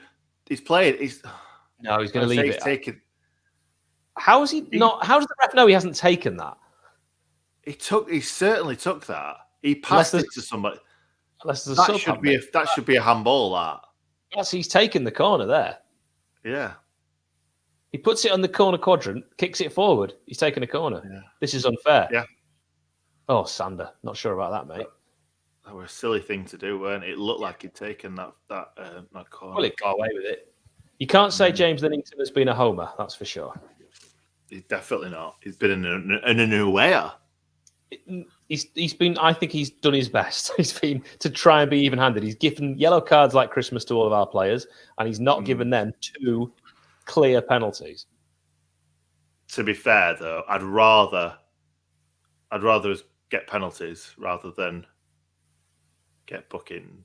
No, that don't work. You know what I mean, though. Like they've been dealt more harshly by 2 clear-cut penalties not being given to them than us getting a few bookings. Does either team deserve to win this, Nick? Probably not. But if anyone, probably Huddersfield. I would agree with that. Sander there, not strong enough. Huddersfield are going to keep possession, but they are going backwards. This is good pressing from the Blades. Nichols, very good keeper, actually, Nichols. He's keeping Jamal Blackman out of the side. Chested down by Bash. Bogues. It's a good ball, that, into and die. Oh, round the corner. Lovely ball. Sanderberger on the right. Find a good... Oh, my God, that was a fantastic ball. Billy Sharp. Billy gets that second 50-50, the first one that actually breaks for the Blades. Illiman could have had a shot. Lays it off to Bogle. I'm not sure he knows what he's doing here. Billy's got an option on this left-hand side. Oh, Baldock did not want it there. And now he's going to have to try and cut back inside. Of course he is. Oh, it's lovely. Here. Decent low cross. Poor ball. I like a low cross. There were no one near it. The problem was Fleck. That was played into his left foot, his stronger foot, brilliantly by Sander. And what did Fleck do? He passed it back to him. It was almost like he took his eye off the ball when he needed to look at it. That first time, it's on his left. Weird. Very strange. Yeah. We do not have enough goals from midfield, Nick. I'm just going to say it. No, we don't. Of course we don't. No. Norwood. When was the last time Norwood got you into like 5 goals a season? I'm not sure. Maybe Huddersfield. But yeah, that's a good shout. But, I feel like Norwood needs to score more. Fleck definitely needs to step up and score more. He's more of an attacking player, as we know. This is the ball. Oh, that's way over hit. Absolutely. So many times on the left-hand side, there's been no one there. Have you noticed? Yeah. Over and over again. And we still keep playing it into that no man there position. That's a foul. Referee's arguably going to bring that back. Fleck, no need. He'd already played the ball. Oh, he's off. He's already been booked. No need. That foul. Totally needless. That ball had already been played. Oh. It's on Dwayne Holmes. It's a horror tackle. Let me just say this. They just showed earlier on that Fleck had got booked, and he must not have got booked. It was Egan, I think, who got booked. No, they actually showed that graphic on screen that Fleck had been booked. Right. So that's why I thought that was a red card then. But he wouldn't have flown in like that if he was already on a booking. But he didn't need to fly in, as I say, because Dwayne Holmes had already played the ball. It was going to literally no one. It would have rolled out for a goal kick. And now we have, in the 90th minute, a dangerous set piece. What have they been told in the build-up? Don't give away any set pieces. We're giving away more set pieces today than against the other team. And it's another good one. Header down, saved by Wes. Oh, it's Russell again. He's been a busy boy today. Oh, yeah. Andrew Booth saying it was it was a mistake, actually. It was Robinson. Yeah, fair enough. Right. Fair enough. Thank you. Andrew Booth, of course, used to play for Huddersfield. He did. Very well done. Very well done. Maybe not named Andy. Yeah. Yeah, Andy Booth. I like it. Because my boss is a Huddersfield fan. In my job, we have radio booths. and he's given all the booths a different name. And there's Andy Booth, there's Scott Booth, and it's good. I love So he's that. like, it's a bit odd when he says I'm in Andy Booth this afternoon. Who's Scott Booth? I don't even know who Scott Booth is. He used to play for Aberdeen, the Scotland international. All right, fair enough. Not really up on my Scottish football, to be honest. This is not looking like we're even going to get another opportunity before the end of the game. A minute and a half left. Oh, Fleck does well. But was that a foul? I thought he was pulled back there. James Lennington looked at it and said, no. Holmes has been really influential. I thought he would start this game. He's been bright. Misplays the pass there, though. That's what I wanted. Commentator's curse works every time. Dear me. I want to see us at least have another shot, another chance. Oh, yeah. Very well done, Billy Sharp. He's held that up. Sanderberger obviously holds it up. And lays slows it the back play. into Norwood. Yeah, exactly that. Right, get it out wide. Everyone back. Everyone is now, for Huddersfield, in their own half when we had a 2-on-3 opportunity there. That's wasted a whole minute. Oh, he was decent. That on his left foot, though. It's a good, solid strike across the box. It was his best cross of the day, but it still didn't beat the man. No. The yellow, he loves his yellows, doesn't he, James Lennington? It's not Christmas, mate. It's not Christmas, James Go Lennington. back to the Isle of Wight, and he'll have used all the ink in that pen. But it's John Hogg, I believe, who's got it. Oh, he's got some guns on him as well. Old Hogg, hasn't he? Yeah. Really old Hogg. Here we go. This is it. Last seconds. We're in 10-second territory. Jackie long throw. The man whose long throws never lead to anything. We need something here now. We need one more attempt. That's not going to do anything. Time's up. No. Come on, Norwood. Oh, that's not a good enough ball. And he's going to blow up now. And that's it. It's the end of the game. I said 0-0, didn't I? Did we? No, you didn't. You said 3-1. Did we really just commentate on a 0-0 draw that literally barely anything happened? Yeah, now you've got to talk about it. Do I have to? No one is going to watch it, so no. It's true. It's true. What an awful game. That was so boring. I hated it. Boo! Quite right, Blake. Boo! That's our review. That's boo. Say that, Nick, for 27 minutes, and you've done your match reaction.